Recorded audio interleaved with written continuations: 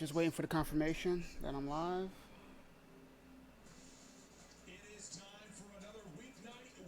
What's going on, everybody? Here we go with Dana White's Contender Series. This is the third season, third episode. Reason why I decided to do a stream for the Contender Series is because the first two episodes of the season have been fire so far. Each card was really good. Uh, some higher level talent than I expected to see on the show. So I'm excited for it, just like I am any other fight card. Hoping it's another good one.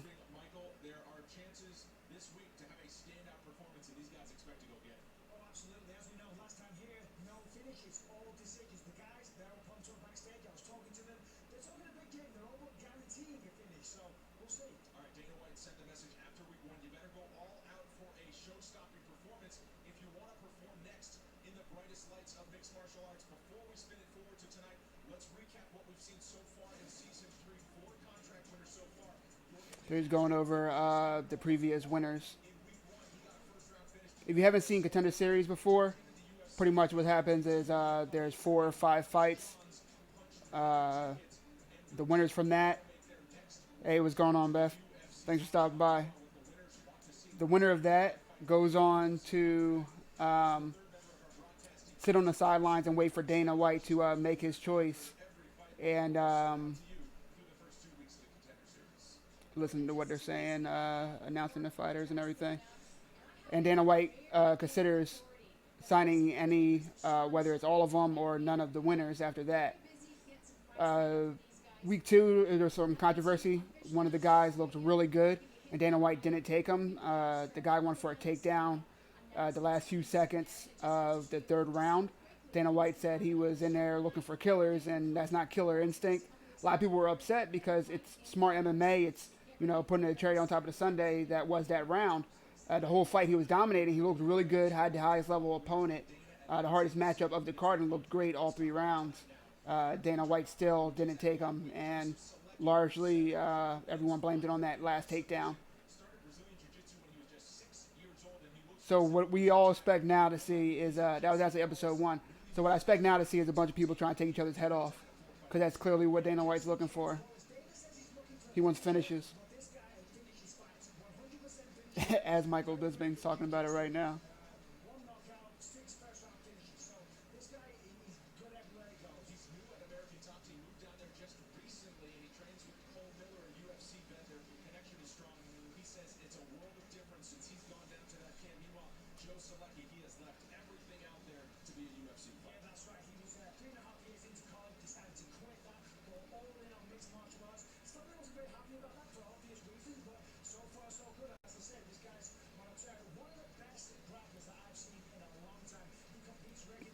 How do I pin that?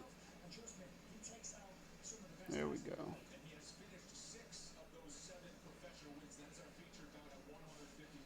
A little bit later, we're going to talk about the card that just went down on Saturday, UFC 239, and also the upcoming fight night this Saturday. There's a lot of dead time in between these fights sometimes. We're going to fill it, don't worry.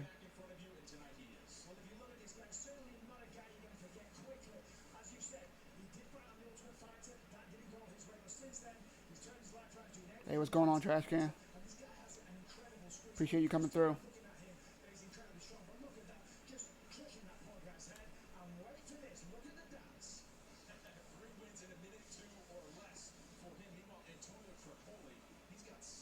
They're just going over trying to let everybody know who these fighters are, since most of them are relatively unknown.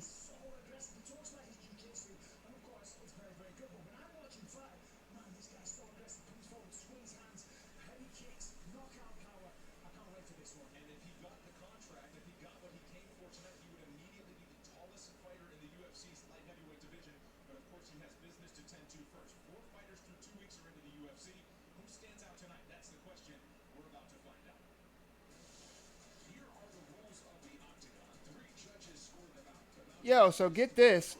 Someone asking, how do you watch it on Fight Pass? I had Fight Pass only like exclusively for Dana White's Contender Series and for some of the prelims. They took it away. Now Contender Series is exclusively on ESPN Plus. I just canceled my UFC Fight Pass subscription.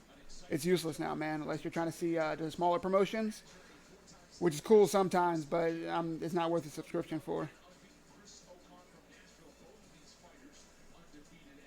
So I'm using ESPN Plus right now.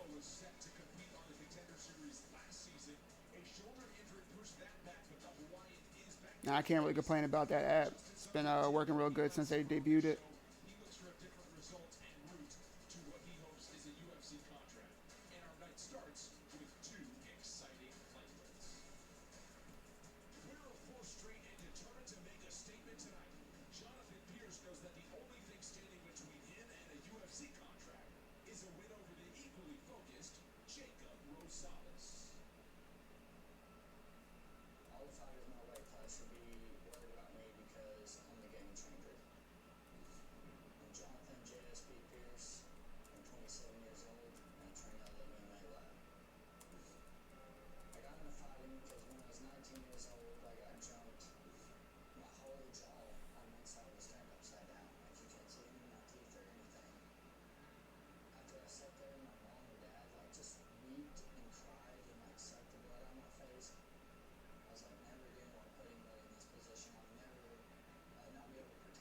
I don't know if you guys are watching right now, but I do like how they delve into the guys before the fights, tell their stories. Some of them have some pretty cool stories.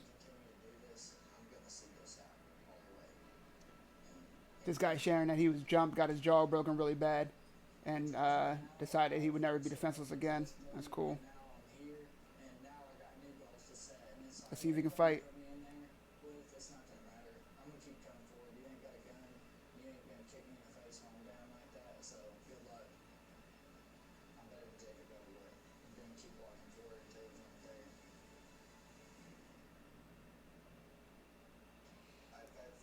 It's on ESPN Plus if you're in America. It's a separate subscription. It's not on regular ESPN.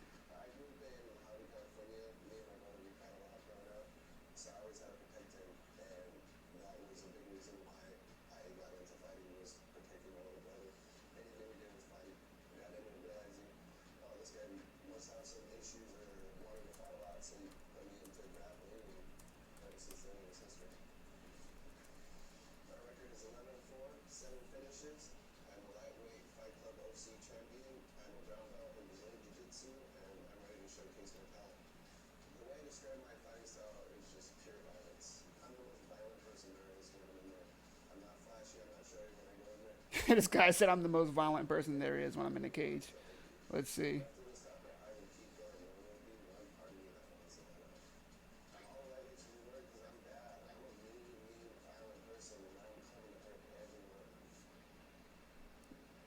Yeah, mine doesn't have a ESPN Plus 1 through 30. That sounds like some wild stuff. Uh, I'm using the app on my Xbox, and I just clicked on ESPN. It has an ESPN Plus tab in the app. You click that, and it says Dana White Contender Series Live.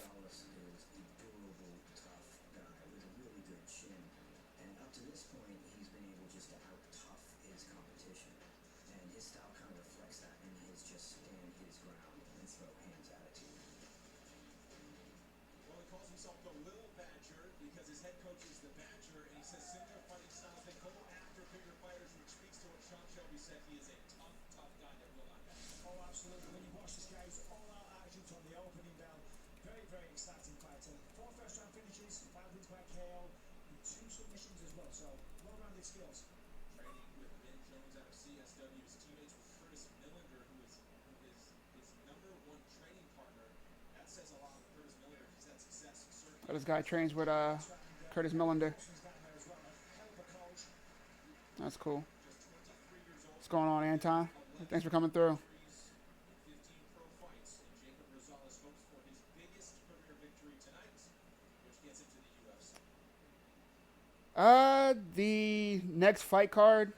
The next fight card looks decent. I mean, kind of one of those filler cards. Nothing to get crazy excited about. I'm gonna talk about it more in depth a little later tonight. But yeah, I mean, I'm not crazy excited. I'm gonna watch it.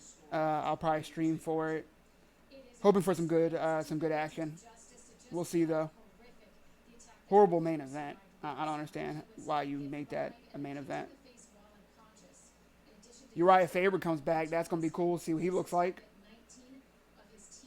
after 40 Uriah Faber.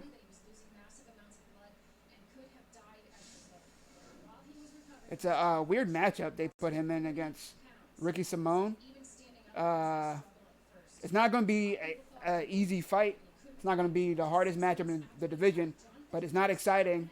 Uh, if I'm Faber and I'm fighting someone at that skill level, I at least want it to be a name to get some type of buzz on my return. Yeah, UFC 239 was fucking nuts, and then to have this card in this main event, yeah, I don't know.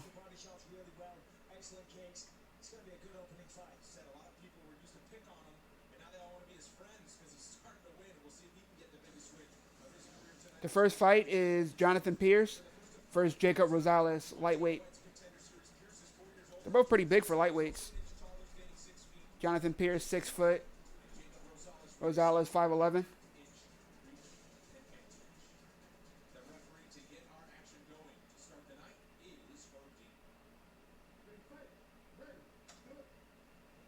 All right, let's go. Action starting. Thanks, man. I'm trying, bro. I'm loving it, though. I'm having fun. Both guys coming out, swinging. To be expected. Like I said, I expect a lot of finishes tonight.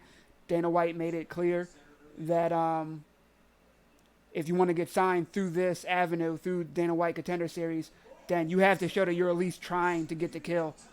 Like I said when we started, someone in Season 1 had a great fight, great opponent, looked fantastic, went for a takedown in the last seconds. Dana White didn't like it. He didn't get a contract. Both these guys are coming out swinging. Oh, my God. Both connecting regularly. Not much defense. Just a lot of looping hooks. Pierce landed a couple uppercuts.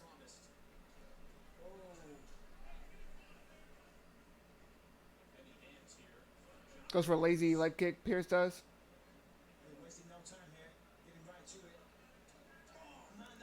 Morales does these looping hooks that he's landing because Pierce refuses to play any type of defense.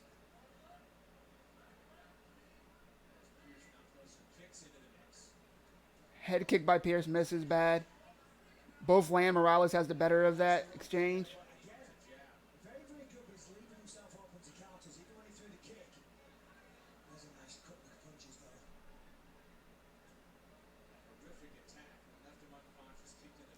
Wonder which one of these guys are going to give out first. No way they both keep this pace. Both coming out hot. Well, nice body shot by Pierce, but eats a few from Morales for it. Pierce missed a looping hook. Comes in with a 1-2. Eats one for it as well, though. Spinning wheel kick, partially blocked from Pierce. Flying knee attempt by Pierce.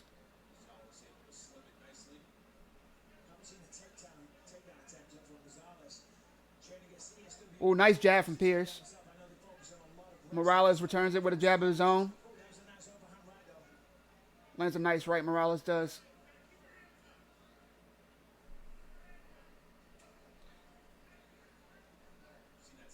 Decent jab from Morales, but he leaves his chin up. He leaves himself wide open. These guys are just out there fucking hitting each other. Pierce spinning back fist. Lands some body shots. Also needed a body off the break of that clinch. Overhand right by Pierce. Missed. Body kick by Pierce. Morales misses a 1-2.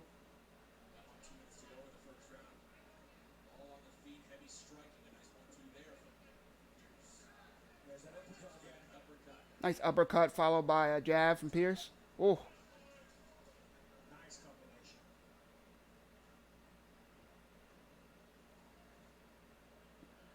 Both guys throw combos, though. A lot of times you'll see someone just get comfortable, one punch, maybe two punches. These guys both throwing 3, 4, 5 punches at a time regularly. Nice 1-2 from Pierce. Pierce, good head movement. Oh. Morales catches him, though, with the left. Another left. Nice right, Morales over the top.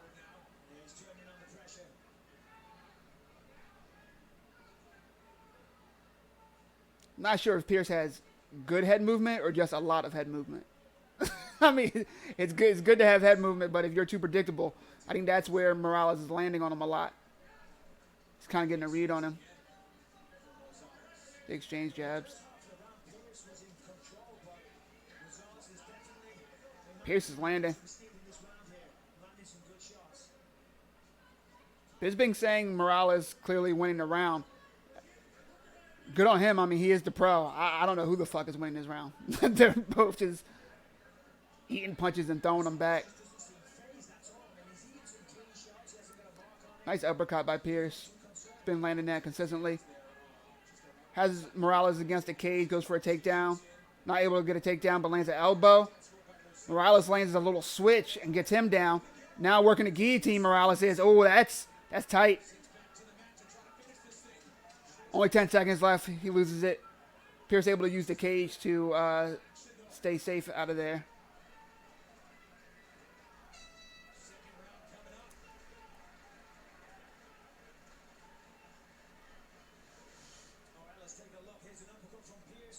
I told you all these shits was good.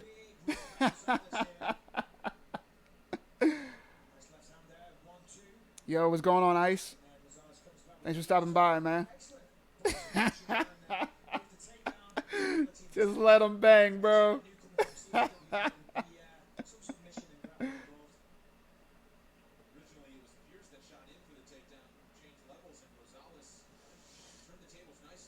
Oh, that's dope that you guys have it on your Fight Pass still. I wish. Just didn't make any sense me keep paying for Fight Pass and they don't have Contender Series, at least. Not much, Ice. Joining these fucking fights this first round is nuts.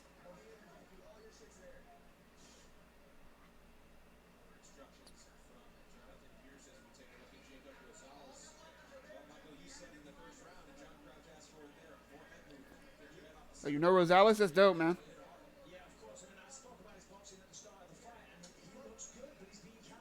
Damn, yeah, I was just talking to somebody about it not being on ESPN Plus everywhere. Some places it's not on Fight Pass.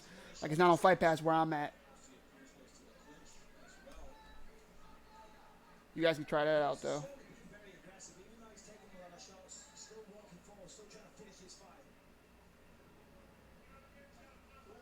What's going on, Zai? Welcome, man. Oh, both come out landing.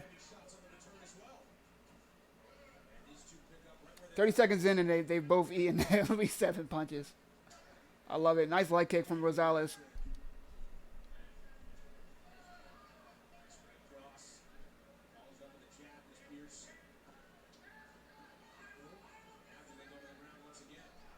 Rosales catches the kick from Pierce, but eats a couple for it. Pierce with a nice leg kick. Pierce going forward more this round.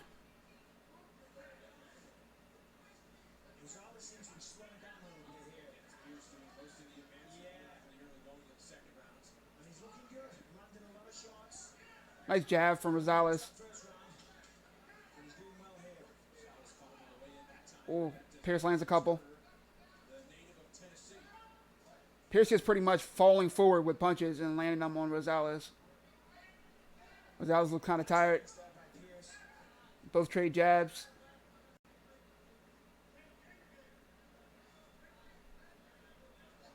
Rosales with a land kick, but eats 2 or 3 for it. Lands a nice jab and a leg kick. Rosales does. 1-2 from Pierce. I don't think he landed that knee. Single leg attempt from Rosales. Pierce able to get out of there. Oh, Pierce with a nice head kick landing. That spinning wheel kick but mostly blocked. Oh, he landed a few. Rosales is dazed. Eats a knee, an uppercut, another uppercut. Oh. Rosales is tough as fuck. Oh, my God. Goes for a takedown. They're both back up. But Rosales is still hurt, eating uppercuts from Pierce. Pierce now has Rosales against the cage. Dumps Rosales with a single leg.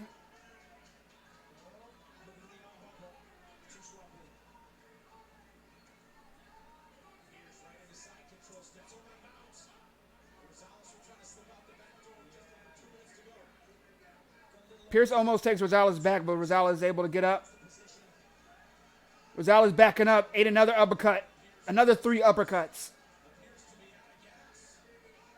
I think Rosales may be more tired than hurt, but he is eating these fucking uppercuts, bro.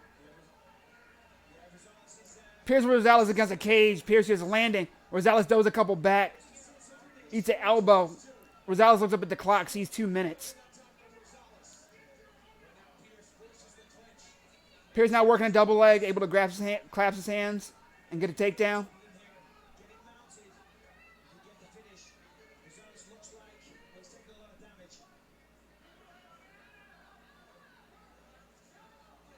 Rosales is a fucking warrior because he's got hit by a lot, man. Pierce now in the guard of Rosales. Pierce in half guard. Landing some elbows. But Rosales is able to control the head. Pierce's head is out. Trying to posture up. Trying to get to side control. Loses position. Rosales is up. Eats a knee. And a 1-2. Oh, Rosales throwing back now. Oh, my God. Rosales goes for a flying knee. He just lands on his back. Eating elbows now from Pierce. Pierce definitely looks to be the fresher fighter. Rosales in crucifix. Able to get out of it, but still eating some short elbows.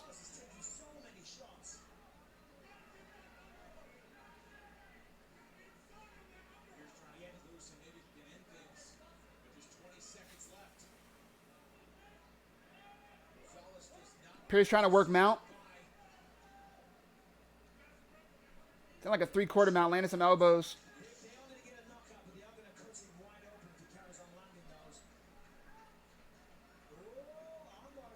Rosales goes for a late armbar attempt. End around. Woo.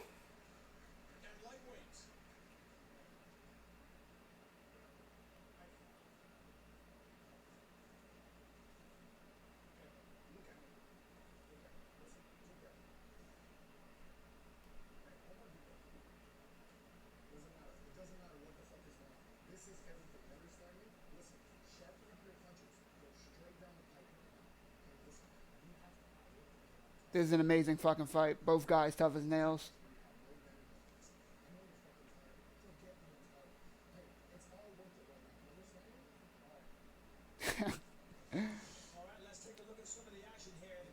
Before this season started, I said I wasn't going to stream for the Contender Series. After the first 2 cards, I said there's no fucking way I'm not streaming the Contender Series. First fight, you guys see why I'm streaming the Contender Series. These fights are fucking amazing.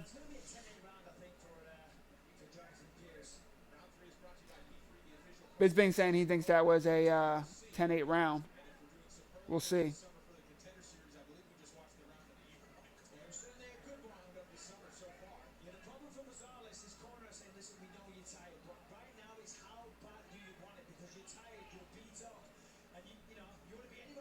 That is a great fucking idea, man. I appreciate that.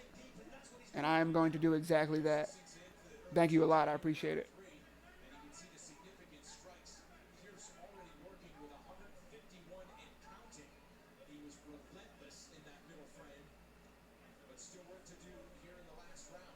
First 30 seconds of the round. Rosales down against the cage.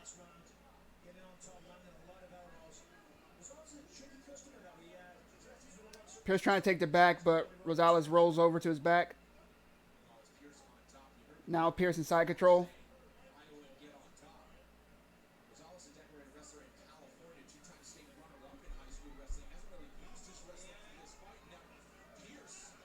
Rosales now on Pierce's back. Pierce dumps him off.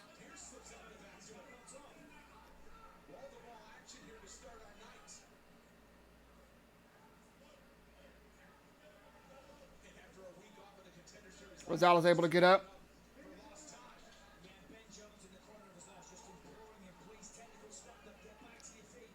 Pierce able to scoop him up and get him back down.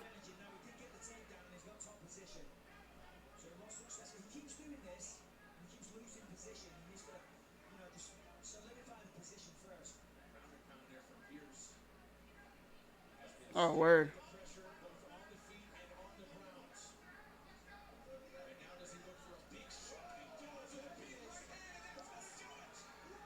What?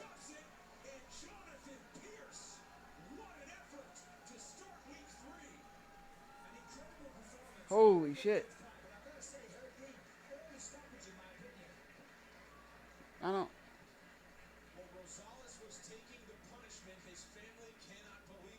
That's pretty early for a stoppage.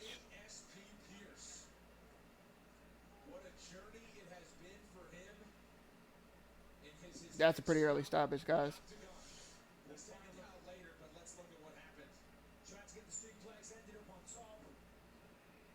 I mean, Rosales definitely ate enough damage. Yeah, great fucking fight. Great fight. Oh, did he go out? I need to see that again. Yeah, great fucking fight. That's how you start off a card on a Tuesday night.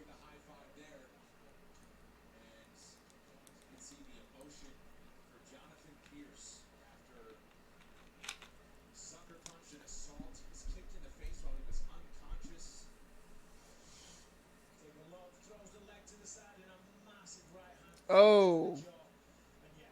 Yeah, I just saw the replay. Oh, yeah. He went to sleep for a second. Good stoppage. My bad. I didn't see him. I didn't see him get knocked out. Tough as fuck. Tough as fuck, man. That guy took a lot of damage that fight and threw some out himself.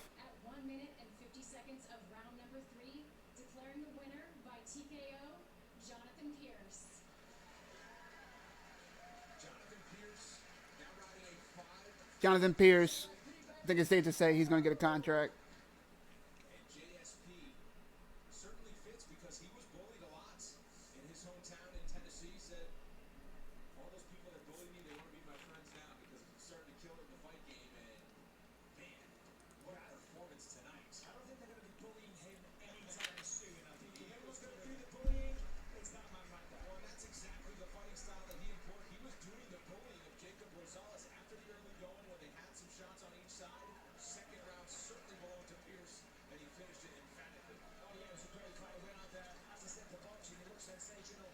Yeah, that uppercut landed a lot.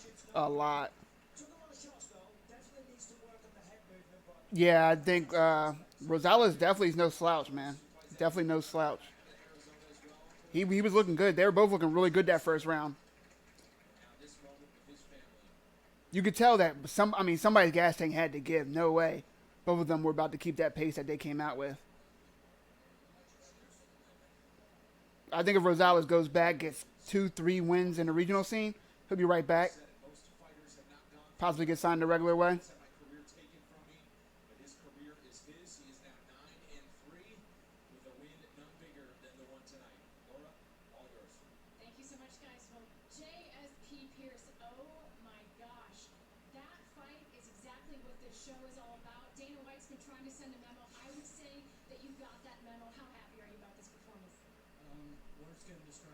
What's going on, Josh?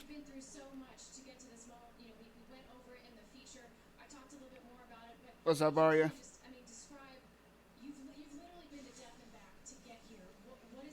We are watching Dana White's Contender Yeah, series. finally everything's paying off, and all the hard work that I put in is finally here, and I'm finally starting to see tuition. And this is just a new chapter, a new series of JSP.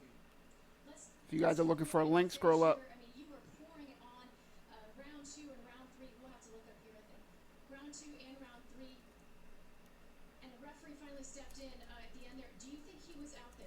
Yes, yes, definitely. He was, I was hitting with those sixes up against him. He's just a tough guy staying in there. I felt like he was asleep half the time in the fight, but man, hats off to Jake Rosales. Hell of a opponent.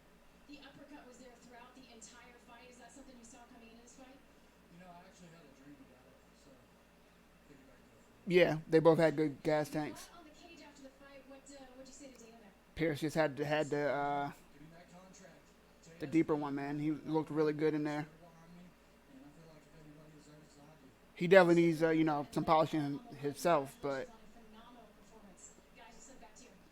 very much, Laurie. Said he's not satisfied with just being in the UFC, wants top 10, wants to win bonuses, wait, wants to what? I get had a link for what? That paid what? exclusives, and then you can believe things into existence. And man, he has believed himself to this show, and what a victory when he got here.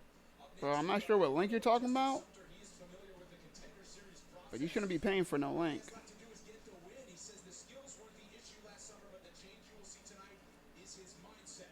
We will look to get past the heavy-handed Hawaiian who That looks link I put on there is made up free. of coconut bombs. He is Maki Pitolo and is ready to join his friends Max Holloway and UFC vet Yancy Medeiros in the UFC. Hey, it's the Hawaii way, baby. Still going. Dana White's Contender Series is brought to you in part by PBC, Gotcha. protein snack That's funny. of the UFC. Chug a beer. Nah, man.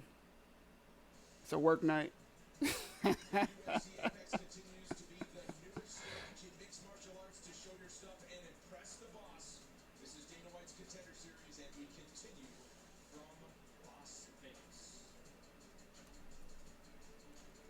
Time to break some news here, and we have been happy to keep announcing these new fights on Dana White's Contender Series. You are looking at Week 6 coming up July 30th, Tuesday night, 8 Eastern, 5 Pacific on ESPN Plus. Alexa Kammer and Fabio Charant will get things going in the light heavyweight featured bout, and also a familiar name perhaps, Rodrigo Nascimento will start the night at heavyweight. He was featured on Dana White's Contender Series Brazil late last summer, and he will get back inside the octagon against Michal Martinek.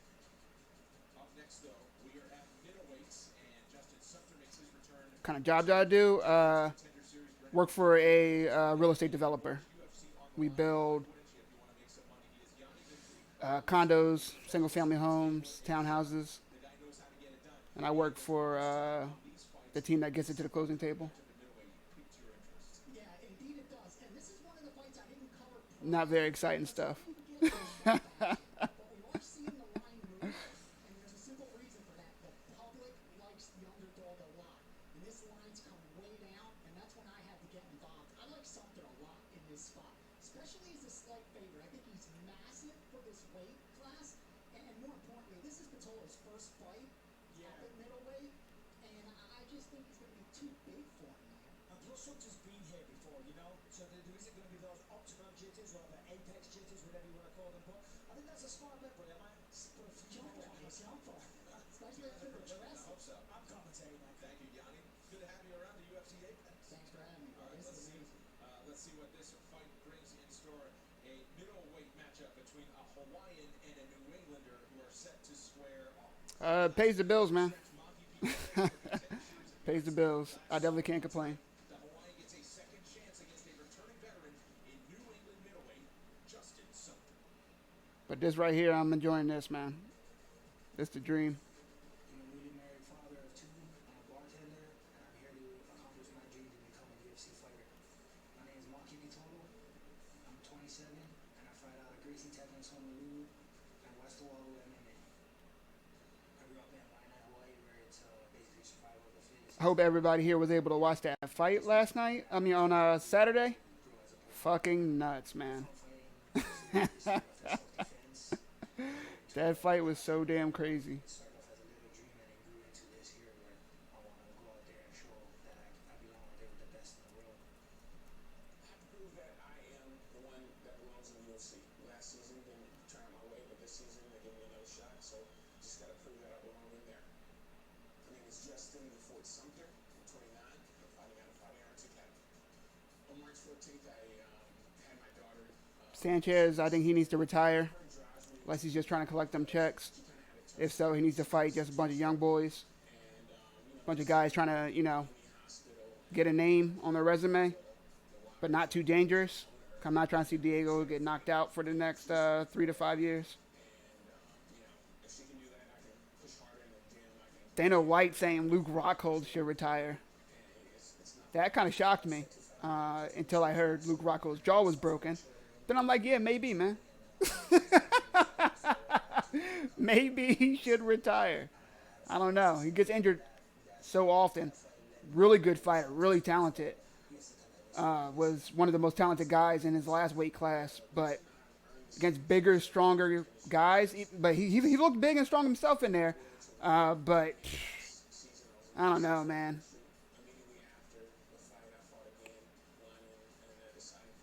Jan landed that head kick at like the very end of the first round, and I knew Luke was going to get knocked out after that. He was already like done. They really shouldn't have let him come out. That's one thing I don't like about boxing is the 10 count.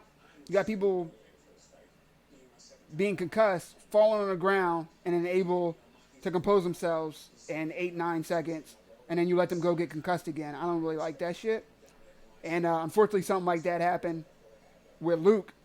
If the round had 30 more seconds after he ate that head kick, Jan would have finished him with punches and it would have been over. Instead, he was able to sit on the bench for a minute, get some water, get some ice on the back of his neck, try to recompose himself, then comes out and gets his jaw broken. Yeah, I think maybe he should chill out. If not, I don't even want to say who he should fight next because, I'm kind of with Dana. I think he should probably retire. He makes plenty of money, I'm sure, working for Ralph Lauren. But I guess whenever he gets back from injury, which I hope he gets well soon, whenever he gets back from injury, look at the landscape of that division.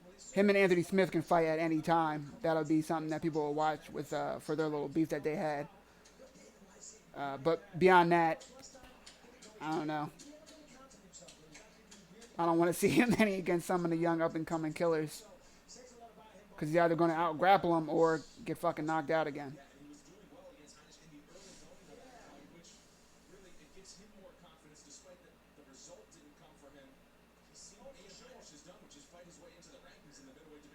Yeah, man. Just buy everything when you can. Buy it separately. I definitely didn't just buy everything at once. There's no reason to rush it. Just use the time that you got until you got it. Just, planning what you're going to do once you have it. Look up how to use it, how to optimize it, etc.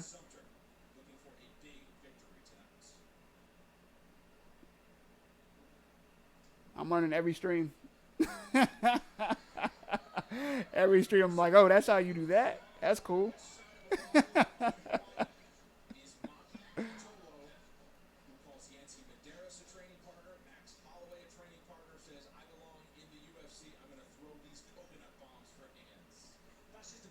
Yo, welcome to the stream. Thank you for coming. And when you look at this guy, you see why they call him that, and he's got, it seems to be every title in Hawaii. Yeah, and Jan has earned himself a title eliminator, I think.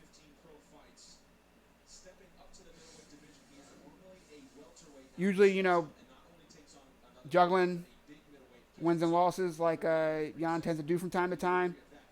In other weight classes, you wouldn't say that, but in light heavyweight division, you don't need much to get a title shot. Jan's been at the top for a while of that division, or towards the top of that division. I think it'd be cool if he had a title eliminator. Against who?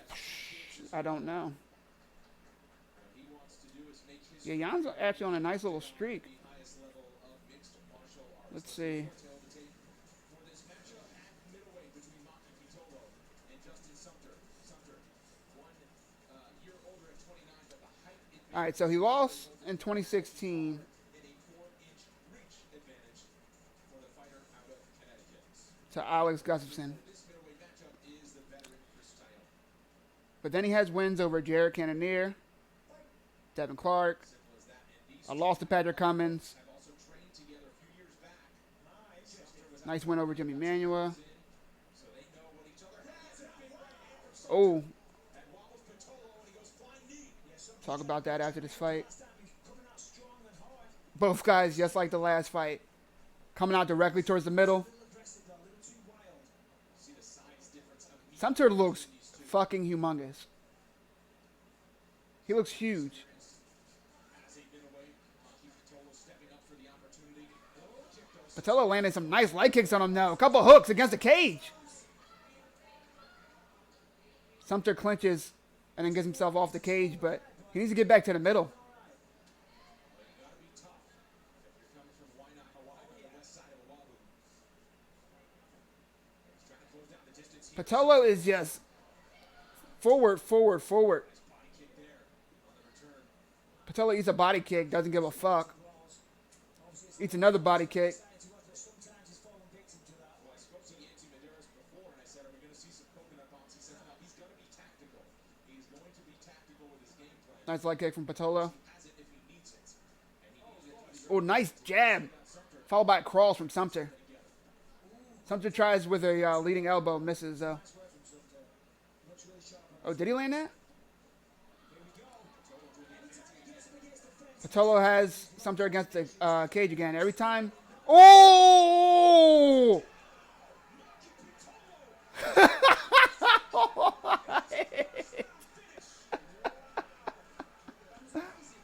But every time I was saying, every time Sumter gets backed up against the cage, he just covers up. Patello said, all right, body shot, left hand, body shot, body shot, body shot, and just floored him. early shots from Sumter. Look at the body shots with the left hand here, Michael. Look at them just over and over and over. Just working that body. And he goes down. If you've never taken a good body shot, let me tell you, there Literally collapsed Sumter. is Sumter went down like that. Nice work, man. Wow. Fourth one, he grabbed I don't think I've ever seen that before. I've seen KOs by body shot, but he just hit him in the same spot like 3-4 times and just collapsed him.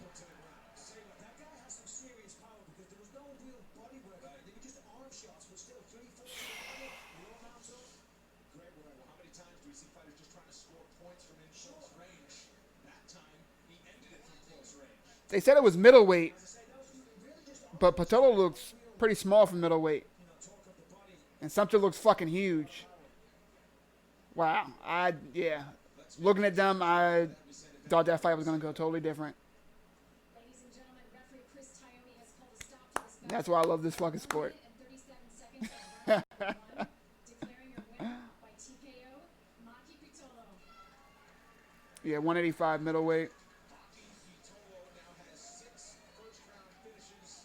He has 6. That was fucking nuts.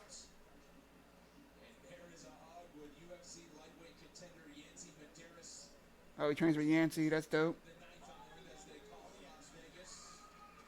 What a great performance. Went out there, super aggressive, but waiting for the right moment, threw a long combination against the fence, and then basically repeated it and got the finish. Great work. Hey, what's going on, Ryan?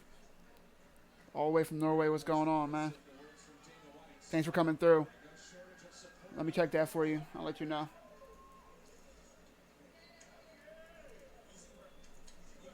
Easy work, as he says. Well, he showed a chin as well. It showed toughness because he got stunned pretty early. Well, that's right. Sumter looked really good at the start of the fight. Landed a few good shots, throwing some good kicks. But, yeah, I mean, we're talking about him moving up a weight class. He's certainly not underpowered. Not this fight coming up. The fight after. Does continue to roll. Here he is with So he's fighting in the co-main event, fourth fight. Oh my Yeah, I mean he has to have good power to end that man like that. Crazy, crazy. Early though, how were you? It took me a while. Sometimes you gotta get hit. Man, that looked like it was about to be a really good fight. Not that it wasn't. I was excited to see that for a few more rounds. Figure out how to play the distance. My feet wanted to wake up and work. That's the time. That's dope, man. I could close the distance, but I've been fighting big guys my whole career, so it was just a matter of timing, finding the right moment. That's really good. You got Yancy Medeiros there in your corner. He said you'd be tactical with those coconut bombs in this fight, and you were for sure. What tactics were you using again to get the inside set up for this combination? I'm just set up my hands for what he was going to be doing. If he was going to be attacking, then it was going to be more of a counter. If he was just defense, then obviously Yeah, so Kenneth should fight a little scrap we had. in about 15 minutes, 15, 20 minutes probably. The second time I went in, he did the same thing, so I was take the body a little bit. Yes, I am up on Twitch, YouTube, Facebook Live. Take a look at that beautiful finish down there. You had him against the fence, and for a second, Please subscribe, like, share. and then all of a sudden you decided to land the Make sure you subscribe so you can join me for every I heard him grunt, and then it was just major combat sports event. I'll be here for UFC. I'll be here for Contender Series. I'll be here for the big Bellator cards. I was here for the bare knuckle boxing for Artem kiss the feet and the queen. when he took on Paulie Malignaggi. Just listening to this post-fight interview. congratulations. This kid's cool, man. Back to you. Think he's earned, I think that's 2 for 2. I think both of these guys are gonna get contracts tonight. Of his last 13 But yeah, make sure you guys subscribe, man. More subscribers I get, the more content I'll put out. a matchup with Kibe Oyenegichi Got some plans for some really cool original content. made good 1 year later. I say this every stream, guys. I am not a media member. I'm not trying to be a media member. I'm a fan, enjoying this shit with other fans, and I appreciate the fucking support. Has been set. All right, up next, a couple of bright bantamweights will throw down, and both are undefeated through their young careers. 23-year-old Chris O'Connell believes he can handle things wherever the fight goes. What kind of setup do I have? I honestly forget the name of my mic, but I have a Euphoria UMD mixer that I plug my mic into because I don't use one of those USB mics, so I need a converter. Also, I think it's better to use the mixer. Gives you control over your mic and the different variations. Plug that up directly USB into my laptop. And I have a Logitech C922 webcam. That's about it, man. I use OBS for the streaming software. I use Restream so that I can stream on multiple platforms at once. Yeah, I got you. I'll send you a picture to set up as soon as the stream's over. The most important eyes are in the front row at the UFC Apex of Octagon hopefuls. And of course, a special week last week in Las Vegas, and last Friday night, the man sitting But yeah, I just did like a lot of research, as much research as I could online, and just figured out right now to start out, man, you don't need to go out there spending, $1,000 fucking dollars on your first setup.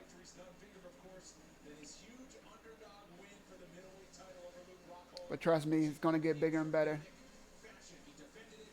He put MMA on the map unlike any other in his native England and the United Kingdom. He is a trailblazer. He is a legend. He is a Jorge Masvidal getting a title shot. Woo! I'm all for that shit. Give that man his title shot. I mean, it's him or Kobe Covington. I choose Jorge.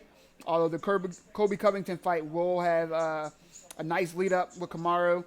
You know that trash talk's gonna be hilarious. Kobe's character annoys a lot of people. It also entertains a lot of people. Take it how you want. And I think that'll be a fun fight. Be a good matchup. Two good wrestlers against each other. So I think it'll largely be on the feet, dumb striking. But Jorge, man, is such a character right now. He's real, and usually when a lot of the fighters are too real, they don't get along with Dana. But Jorge actually gets along with Dana. They have no fucking problems. You don't hear Jorge complain about this or that. He just says, yo, I want what I want. I want this money. I want these fights. I want this title shot. Respect that man and give him all that shit. Give him all that shit. Who else would you rather see fight for a belt right now than Jorge Masvidal? Coming off 2 knockout a year candidates in his last 2 fights. Ridiculous. I don't care if it's 2-fight win streak. I don't care who's more deserving because of their win streak. I want to see exciting fucking fights. Is Jorge Masvidal versus Kamaru Usman not an exciting fight? Is that not two contrasting styles and two contrasting characters in the UFC on a head-on collision for entertainment? Now, we could talk about Kamaru Usman's wrestling and how he'll smother him against the cage. Jorge Masvidal obviously isn't trying to hear that shit. Because that's what we said about Ben Askren. I'm not saying that he defended Ben Askren's wrestling for 3 rounds and looked... He knocked that man out in 5 seconds, so we never found out. Jorge Masvidal has a deep bag of tricks, and he keeps telling us that, and we keep saying, oh my God, Jorge Masvidal can do that too? He can do a bunch of shit that we haven't seen yet. And I can't wait to see what he has next, man. I've never seen him do that that switch charging hook that he hit Till with. And I've never seen him fucking throw a flying knee, yet alone in the first 5 seconds. I'm sorry, first 2 seconds of a fight. Because that was a 2 to 3 second fight. No way it's 5 seconds. Those last 2 punches were, 4 and 5 seconds. But that, from the time the bell rang to the time that knee connected and Ben Askren floated out of his body was about 2-3 seconds. I want to see Jorge Masvidal get a title shot, man. That's what I'm rooting for. And trust me, I'm a Tyron fan. I would have loved Tyron to get an immediate title shot because he was a reigning champ for a while. Jorge Masvidal needs a title shot right now. Right now. That's my thoughts on Masvidal getting a title shot. Jorge Masvidal for president.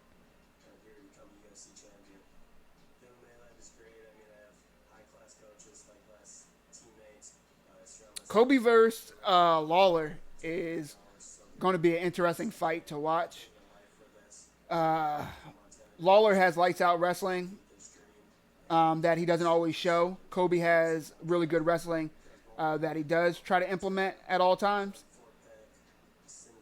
I don't see Kobe being able to treat Robbie Lawler like he did RDA, push him against the cage and just hit him with a lot of body shots and a lot what Usman did to Tyron, actually, if you think about it. But Lawler, when do you see him get bullied, really? Any fight I can think of where that ever happened, like him against RDA, he got hurt. He got hurt early. Shit happens. But Robbie Lawler doesn't usually get bullied. So I think that is going to be a slugfest, and I have Lawler winning a slugfest against Kobe Covington. Kobe Covington's really good. I think Robbie Lawler is a bad matchup for a lot of people, Kobe being one of them. Ben Askren versus Khabib, I'd watch that. Like, if anybody's saying, oh, look, Ben Askren obviously isn't as good as he thought. Why? Because he got flying knee in fucking 3 seconds? He's never got flying knee in fucking 3 seconds before. So he's not a bum now. He's still world class. For all we know, he would have won that fight if not for the flying knee. And don't get me wrong, that was a well thought out and well planned flying knee from Masvidal. They posted his videos of him training it. But the fact of exactly, you see plenty of people miss flying knees and look stupid and go over the person's head. Masvidal knew exactly where Askren's head was going to be and put his knee there even harder. But that doesn't mean Ben Askren sucks. That doesn't mean Ben Askren can't even be a champion in the UFC. I think he can. I think he might be, depending on what he's trying to do, what kind of streak he's trying to go after, because he's going to have to work for it a little bit harder. Not harder, but he's going to have to work for it. His path is going to be longer, I should say, than it was if he would have won that fight. But Ben Askren versus Khabib, I'd watch that. It's not like Ben Askren is a humongous 170-pounder, like shredded or anything like Tyron. But both of the wrestling, I would like to see who wins that grappling. I would love to see that fight. I don't think we're going to see it ever, but I would love to see that. He will be taking on also undefeated at 4-0, just 23 years old, Chris O'Connor. For more on his story, we join Laura again. Yes, Damian Maia did say Masvidal had the best defensive grappling that he's ever faced in MMA. And if anybody saw my fight predictions that I put up before that fight, I was talking about that. I don't understand how long people are going to sleep on Jorge Masvidal. How many? That man's fought 50 times, and that's on paper. That's not counting the backyard brawls that he had fighting for Kimbo Slice's promotion. And before that, that man is a fucking warrior. And people are out here acting like he's a slouch, and he's not just some guy out there swinging. He's fucking talented, and he keeps showing that he's talented. Stephen Thompson was making a lot of people looked silly on the feet. Not Jorge Masvidal. He had to work for that win. He had to work strategically for that win. Damian Maya was tapping out at the time. Everybody not named Tyron Woodley. And look what Masvidal did. Wore him as a backpack and was never in any real danger. Even when he had his back given up to fucking Damian Maya for large parts of that round. Is everybody crazy? Hell yeah, Masvidal can get up from Kamaru Usman. That's why I want to see that fight.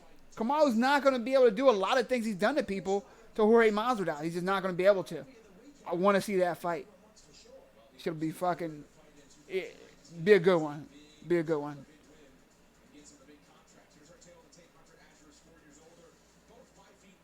Yeah, Khabib does largely go for singles. And Ben Askren is largely known for his funky scrambling. That it would be good, man. It would be good. Both contrasting styles. Thanks for bringing that up, man. They're both good wrestlers, but that'd be lazy to just say, oh, they're both wrestlers, so it would neutralize each other. They're both very different wrestlers. Both different grapplers. Really good points, man. Guys, that's my, anybody watching in Twitch, that is my YouTube channel. Please subscribe to keep up to date, or subscribe to the Twitch channel, or both. And join me for all my broadcasts for any major combat sports event. UFC, Bellator, PFL. If it's big, I'm here. Third fight starts. Both guys coming out quick pace. Azor, nice takedown. Has Okun's back.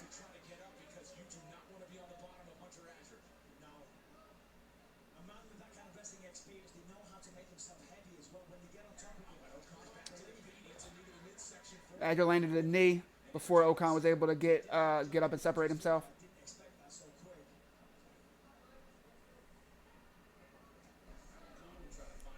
Strong jab from Azure. Sorry about that. I feel like if you're in Contender Series, you can't complain about me not knowing your name. Oh! Nice body kick from Azure. That shit was violent. Head kick from Okan. Mostly missed. Landed the toes. Okan with a nice one, too. I think the game plan for Azure is very obvious. He's trying to slip the punches and get his hands on his legs. Of course, being the wrestler, that's no surprise. Okan lands a nice lead left. I was trying to just put a lot of forward pressure against Okan, but Okan's able to land some nice strikes, which is pushing Azure back a little bit. I just got to be careful. Seems like he's definitely definitely stronger in his wrestling game. He wants to keep that forward pressure. Man, some nice shots, Azure does. As I'm talking about that, he's able to get that pressure right back into forward momentum. Landing some nice shots.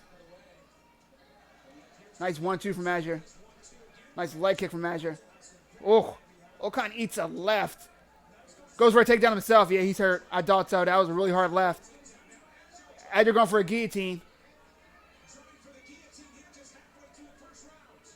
Okan needs a hand fight here. He's able to get out. Okan tough, man. He could have gave up right there. That's Paulie Malignaggi accused every MMA fighter of doing. Disrespectful. But if Okan wasn't game, he would have gave up that guillotine and no one would have faulted him for it. But he's over here fighting.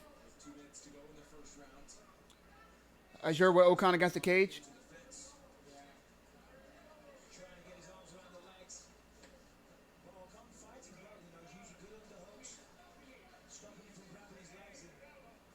Nice elbow from Okan. Leg kick from Azure.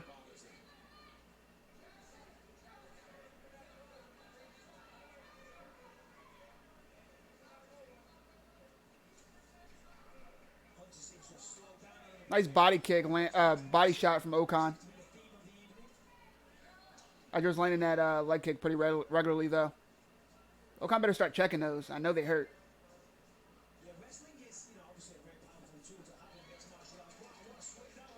Azure just comes in swinging, looping right, looping left. Lands both.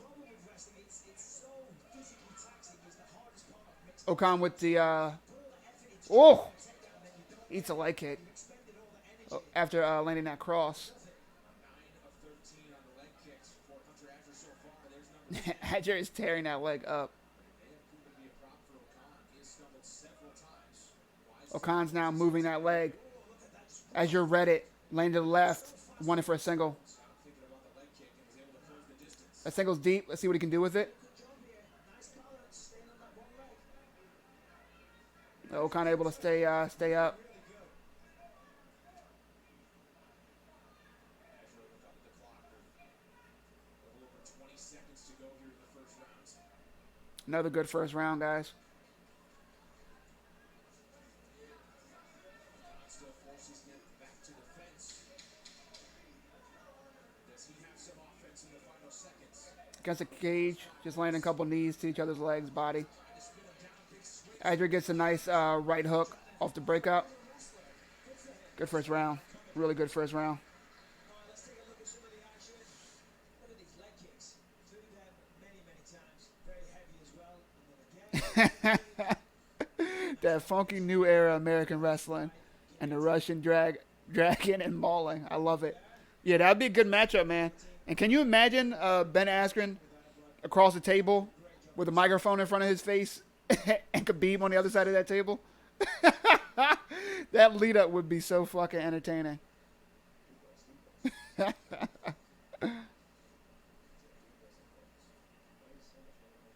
Ngannou versus John Jones. I'd watch it. I would like to see. I don't think John Jones would be lazy enough just to go into heavyweight, just not cut weight and just be like, okay, now I'm a heavyweight. I think he would change his whole body to go to heavyweight. And I'd be interested to see what that John Jones looked like and how that John Jones would fight. Ngannou, yeah, I mean, he's killing everybody. So, wonder if John Jones would try to just largely wrestle him, and if he would be strong enough to wrestle someone as big as Ngannou. I'm not confident enough to say Ngannou would kill John Jones. John Jones is the GOAT right now. But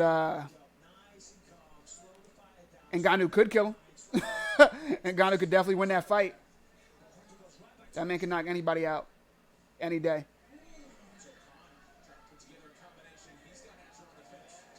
Second rounder right back at it. Okan's got some slick boxing. And you can see those leg kicks are starting to pile up. He got his leg out of there, out the way very quick there. After he took one, Yeah, Ben's not good at boxing at all. they come quick and hard from Azure. My internet speed is 150 megabytes per second. Showing his clearance for the body shot as well. Not the fastest, but gets his job done. Left hand to the body of Azure several times. Oh, Big swings coming from Azure. Yeah, dropped him with the leg kick and then landed 3 good punches there. yeah, Okan's allowing that Applying the pressure now. leg kick to land way too often. Down to the mat. Hey, Jen. Thanks for stopping by. What's going on, Jameer? Stick that jab in their face and say, if you're going to come in and try to get my legs, you're going to pay for it, buddy. You're going to send that message early. Adger with Okan against cage. Trying to work that single leg. Needs to pick up his right knee if he's going to drive. Yeah, he doesn't do that. Okan able to get up. As you're dragging him right back down. Okan's got a really good gas tank because he's been wearing Asher for most of the round. We're still able to get up. For Azure, his wrestling is a family affair. He was coached by his father in high school and his older brother Dustin, also a Montana State champion, who is now a college wrestling coach. Well, Okan's defending brilliantly, in my opinion. Look at that. Adger barely lands a leg kick and Okan drops. His leg is done. Adger with a double leg. Yet Azure goes for the takedown legs. I don't know how long Okan's going to be able to keep getting up with his leg like that. He gets past the knees, and he's going to get his head out here.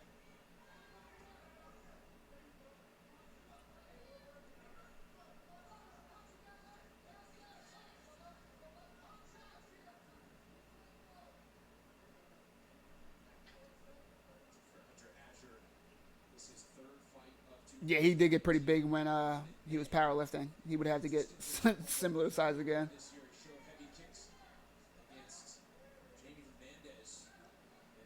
Yeah, Jones wrestling definitely is good enough to take down Ngannou and keep him down. I just want to see. I mean, it's going to take a lot out of him, though. Like I said, I want to see John Jones's body type at heavyweight. You got to be strong to keep Ngannou down and not wear yourself out. Azure is on Okan's back, just dragging him back down as every time he tries to get up. Landing some nice shots. Okan controlling the arm he's not getting punched in the face with, but not able to do anything right now.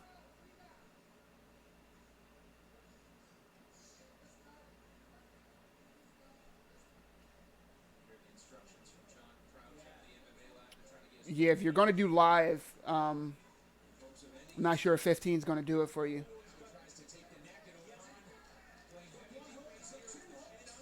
Azure with the body lock, trying to work a choke. Okan able to defend. This guy's defensive jiu-jitsu is pretty good. Okan is.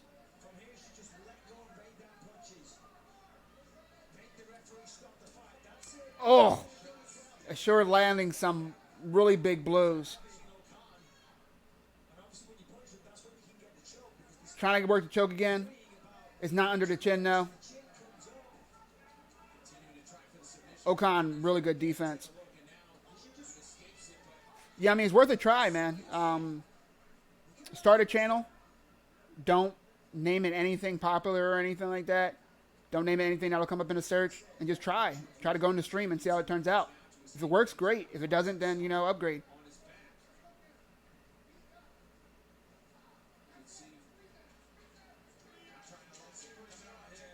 Going for the rear naked again, but not underneath the chin.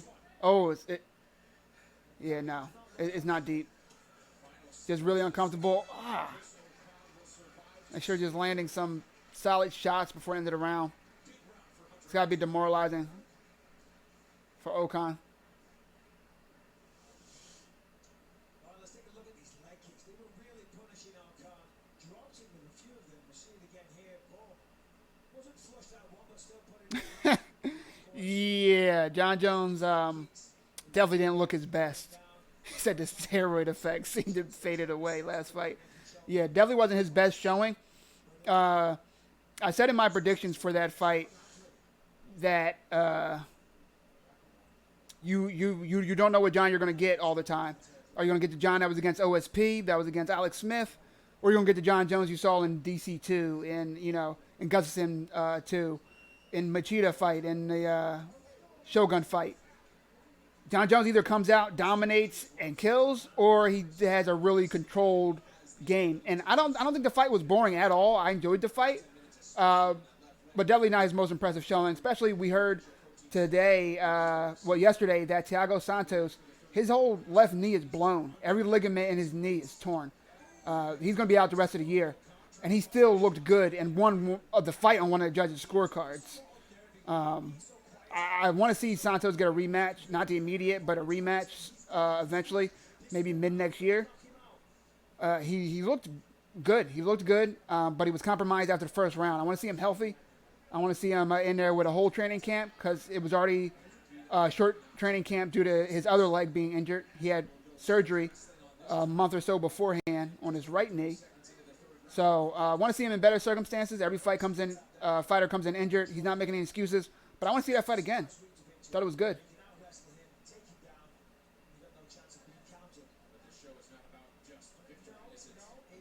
Yeah, mid-2020 for Santos. That's what I would think, too. Sounds about right.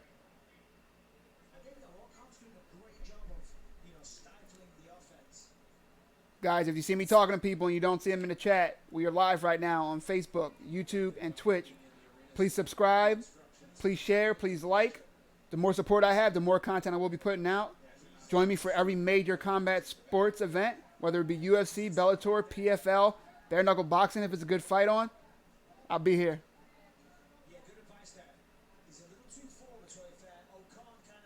I sure with Okan down on the ground again. Inside control.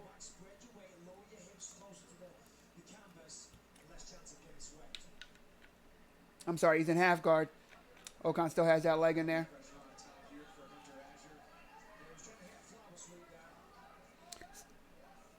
Okan's so fucking tough, man, because Azur's not posting up because as soon as he gives a little bit, Okan's up. He's definitely losing the grappling exchanges, but he's no slouch. Oh, ate a knee getting up. Azure going for a guillotine. I'm not sure how tight it is. Okan doesn't look worried. Azure readjusted. Standing though. Use it just to link Okan down and then immediately takes his back. That's some amateur wrestling for you right there. That's some All-American wrestling. Did you see how fast he took that back? Hey, what's going on, man? Welcome. Thanks for stopping by. I appreciate it. Here, joining this Dana White Contender Series. Yeah, so he hasn't got hooks in. He's kind of at a weird angle. You've got to be behind the guy. If you're like to the side, it doesn't work too well. And he needs this left hook in. So he's on his knee there. Oh, he's thinking about it. He's thinking about tapping. You can see the grimace on the face of Okan, who's still riding it out, and like you said, Michael, still on the side of it. Yeah, I think Dana White always says some shit, but ultimately Santos is out for probably a year. I think the landscape will be different. You know, who knows? Maybe Corey Anderson would have already got a title shot by then, and then there's no point in Santos fighting someone coming off a loss. So anytime somebody's out for injury, it's hard to guess what their next move is. If Santos was healthy and like, yeah, I'm ready to fight tomorrow, yeah, I don't think he would have got an immediate title shot. But having the time off, depending on how many people John Jones beats in that amount of time, I think Santos definitely could go into an immediate title shot. But we'll see. If he does have to fight one person, then he has to fight one person. You know, that's kind of how it goes. And I wouldn't be too mad at it. I thought he did good, but ultimately, you know, if you're not giving people like Tyron Woodley immediate title shots, then I can't argue for anyone who's not a champion getting an immediate title shot, even if you did look good. He definitely deserves it, though. Definitely deserves it.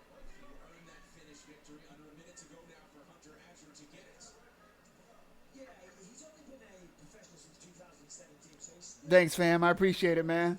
Thank you for joining me here. just trying to get more cage time, more up to one time. Let me know what you think. If you guys looking for a link, scroll up. It's in there. To 7-0 on his career, and Chris Okan, his first loss as a pro. Some scramble action here from Okan. Thanks, man. Too little, too late to mount any offense of his own at this point, but in the final 20 seconds, does Azure have a barrage, or does Okan have something left here? Ocon needs to disengage and explode with the hands. Final seconds here. You have 20 seconds there to make something happen. Azure pinned to the fence, but turns it around. Swing on the break. Nice. And they go the distance. That's a good way to finish. Yeah. Asher dominated that one. I think it's, no-brainer. Okan's leg is clearly hurt bad. Montana, way in the northeast corner of the state. Be curious to see what that injury report's looking like. Wrestling attack. He showed the ability to strike. And Because Okan's leg got tore up that whole fight. Okay, let's take a look at some of these leg kicks. I mean, look at that, man. He takes it clean off his feet. Then follows up some great shots there. And he just worked that leg kick. He was tenderizing that thing. One more just for fun. Look at that. Almost takes him off his feet. Thanks, man. Coming from you, that means a lot, bro. Son of a- Trying to get that choke again. He should have just unleashed with the hands there. But as I say, he was obsessing over that rear naked choke. Came close on several occasions. Obviously wasn't there though. I mean, look, if Dana's looking for, people to dominate, I think Asher deserves that contract just as much as any of the other winners. Mind you, they finished their fights, but he tried. Okan was just really fucking tough, really savvy. But he was going for submissions. He was going for ground and pound, looking for passes, never just laid on him. Kept a really high pace, really smothering pace for 3 rounds. That man deserves a contract, man. I'm 3 for 3. Shit, get that man a contract. is in, and after a handshake, we get to find out with you. And for that, here's Laura Sanko. Ladies and gentlemen, at the end If anybody's joining us, they haven't seen Contender Series before.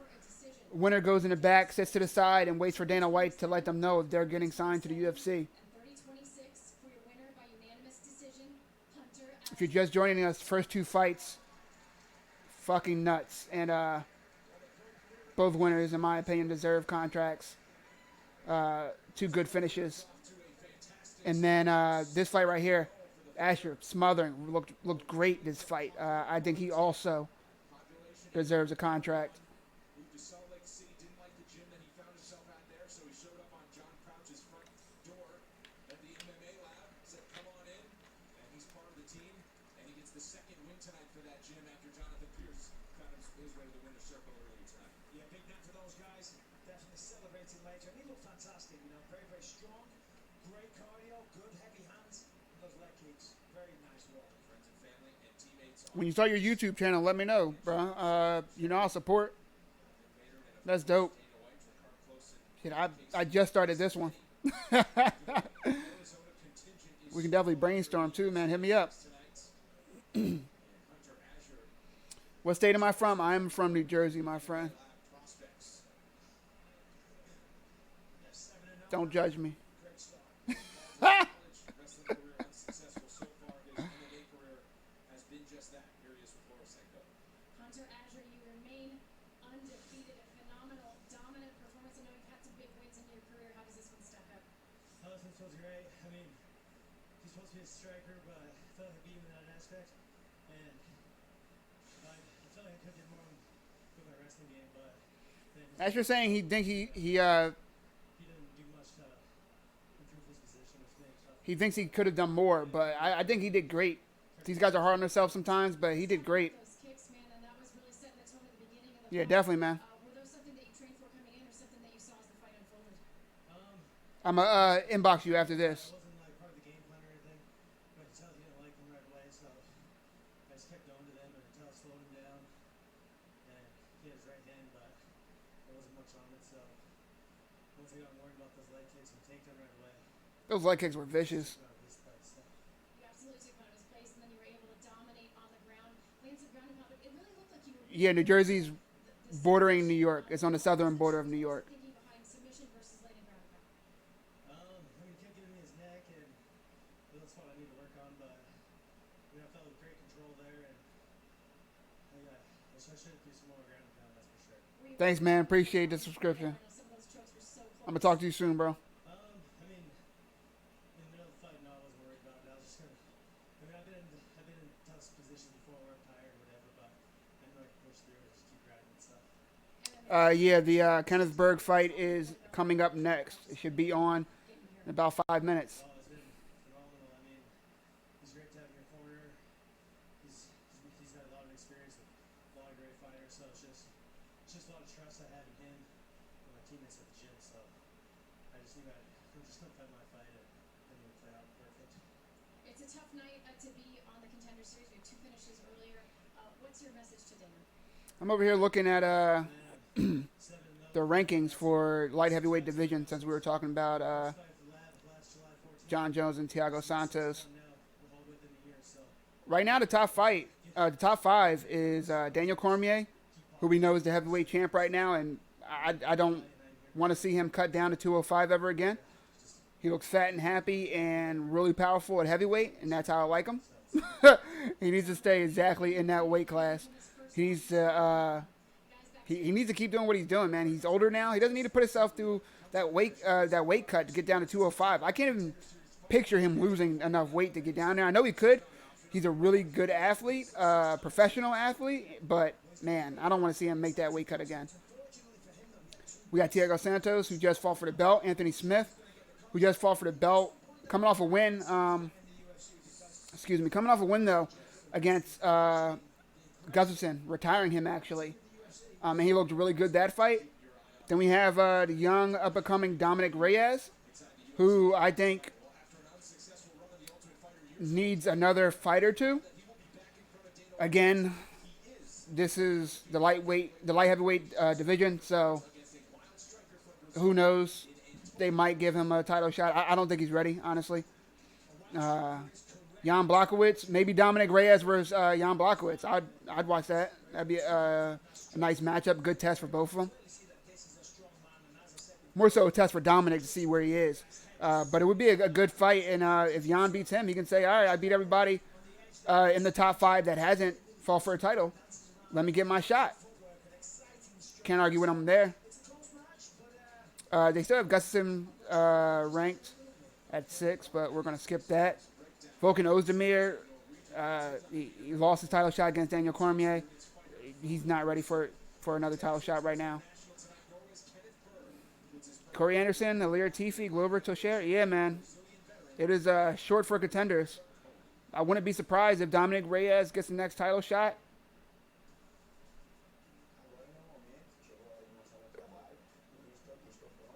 I really hope they don't give Dominic Reyes a title shot. I'm be honest with you. I'd rather see Jan. Maybe Jan gets it. Like one of you guys were saying earlier, Corey Anderson. I actually wouldn't mind seeing Corey Anderson fight, even though I know how that fight will go.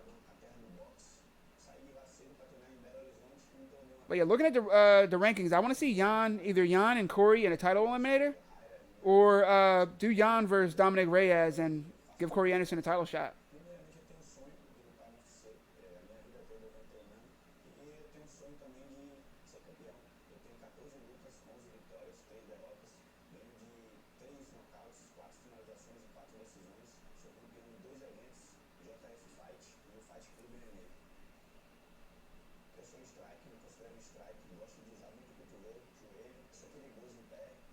Shit, these fights keeps coming on so quick. That's why I like the Dana White Contender Series too, man. They keep them going. I love that shit. We already talked Jorge Masvidal, Ben Askren. Ben, I really hope doesn't retire off that. He said he's not. It's one loss. And I told you guys how I felt about it earlier. He ate a fucking rocket to the face and got knocked out. It happens. I think you still give him 2-3 wins, and he's right back talking about getting a title shot next. Maybe make him and Till. Make him versus Till. That's still a good fight. If Till wants to be at 170, it would be a nice return fight for him. Not dangerous of getting knocked out. And it would be nice to see Ben Askren be able to fight a striker and be able to say, oh, look, it was just a lucky, not lucky, but just a one-off. I'm not prone to knockouts. I can take a hit and I can end guys on the ground. So, yeah, make Ben Askren first, Darren Till. I think everybody would enjoy that. Jorge Masvidal, give that man a goddamn title shot. I'm not trying to hear shit else. Give that man a title shot. If not a title shot, if I'm Jorge Masvidal, I'm petitioning nonstop, or at least getting my fans to petition nonstop, which he already has. Told his fans and supporters to do so. Talk about him getting a title shot. I'd rather see him versus Kobe. If Kobe gets a shot first, cool. Let me see Jorge fight the winner. I don't want to see Jorge Masvidal fight again until it's for the title. Not because he's on some crazy winning streak, because that man's excited and he earned it. Give it to him.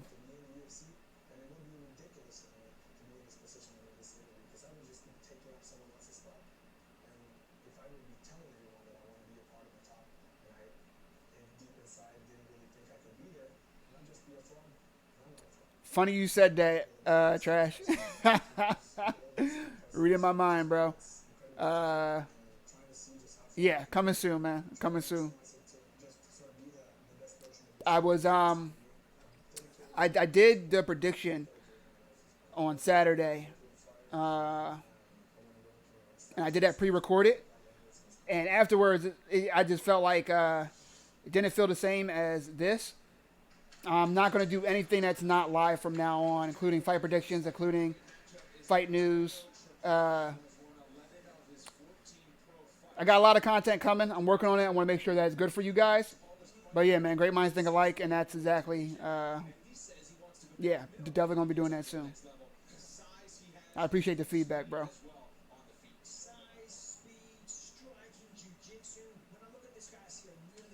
I do not know Larry Wheels, no. Yeah, Tony Ferguson at 155. He definitely needs to get that title shot. After Dustin and Khabib fight, no question Tony Ferguson should be fighting for that belt. I hope Tony Ferguson doesn't accept another fight. Unless it's somewhere, some 170 fun fight or something like that. But no, I want to see Tony Ferguson finally get his fucking title shot. There's been a bunch of weird circumstances to keep him from it. But give the man a title shot. He shouldn't fight again without it being for the 155-pound strap. I really do think Tony's next fight, though, is going to be for the belt, to be honest with you. I will let you know, man. Kenneth is about to come out now. It's cool to see that he has so much support, man. That's fucking dope. I'm excited. He looks fucking about that life, I'll tell you that. UFC middleweight contender Jack the Joker Ortiz. I expect Kenneth to do well because he's prepared. He's always prepared. He trains every day, all year round. He's one of the most. Oh, that fucking sucks that they don't show that in Norway. They got to figure that out, man. I don't understand why it varies so much. I mean, gets a bunch of TV deals and rights and everything, but come on, you got to figure it out. It's 2019. You can't black out a whole fucking nation. It's crazy. Hypes up for this one. I'm telling you, can't wait to get in there. Of course, we swung on the Ultimate Fighter. That didn't go his way. Since then, he's been training with a lot of great people. Of course, we just saw Jack there. This guy, Kenneth Berg, is fucking jacked. Holy shit. Wouldn't want to fight him either. I'm expecting a different Kenneth Berg from what we saw last time. Guys, also, if you scroll up in the chat, there are a couple links. They may or may not work for you. I hope they do. I handle my tattoos. I got obsessed with it. I needed to make one giant picture on my body, and he tied them all together. I mean, that's a lot of work. So he's got a unique advantage, certainly in this matchup tonight. Does Kenneth Can I tell all you guys how you're the fucking MVPs for joining me on the fucking Tuesday? I love you guys, man. 5-inch reach Thank you, thank you, thank you. 2.5 pounds under 205. Chris Tione will call the action at light heavyweight. Here we go. Sets of the gloves, and we are underway. The 6-0 fighter from Norway, Kenneth Berg, is in the gray. Antonio Tripoli is in the blue. Two big boys here. Tony lands a kick and a jab. Another kick to the body. Kenneth Berg just 6-0 in his pro career. He's been at it for a while. It's been several years since his appearance on The Ultimate Fighter 23. He was supposed to be in the co-main event of the Chuck Liddell Tito Ortiz card late last year, but his opponent Tony landing some nice body shots to Berg. canceled, and thus has had quite a lengthy layoff, but he is back in the fight tonight. Yeah, they're talking about how he's had a lot of fights canceled for guys pulling out. That sucks. Controlling him, push him up against the fence, control him, look for the takedowns. Berg has Tony press up against the fence. He's incredibly strong. Of course, he's not Landing some knees to the leg of Tony. Tony has really skinny fucking legs, too. That might actually hurt. 2017, that is before episode 1 of season 1 of Dana White's Tuesday Night Contender Series. Berg's doing a good job here. He's got that head position there, so he's controlling Tripoli there with the head. He's got the left underhook. Berg just landing a lot of knees to the leg of Tony. Tony able to spin him around and press Berg against the cage. We'll see if he tries to separate.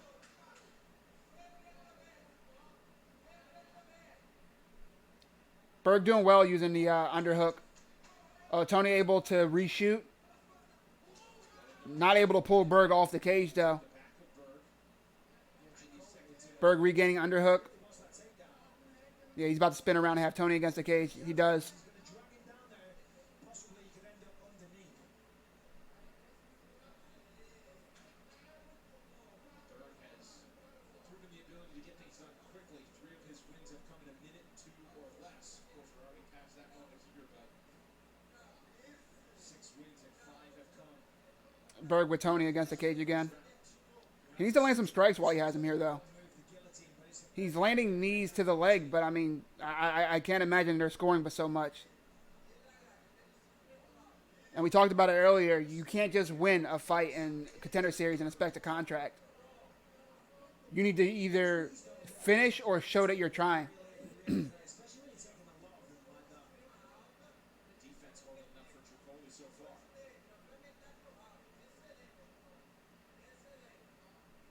He's going to have a hard time moving around on that knee if he keeps on eating those. On that leg part of it. Tony now trying to move his leg anytime Berg is going for that that knee to the leg. I think he actually did cause a little bit of damage. Tony with a nice trip. Now on top in Berg's half guard.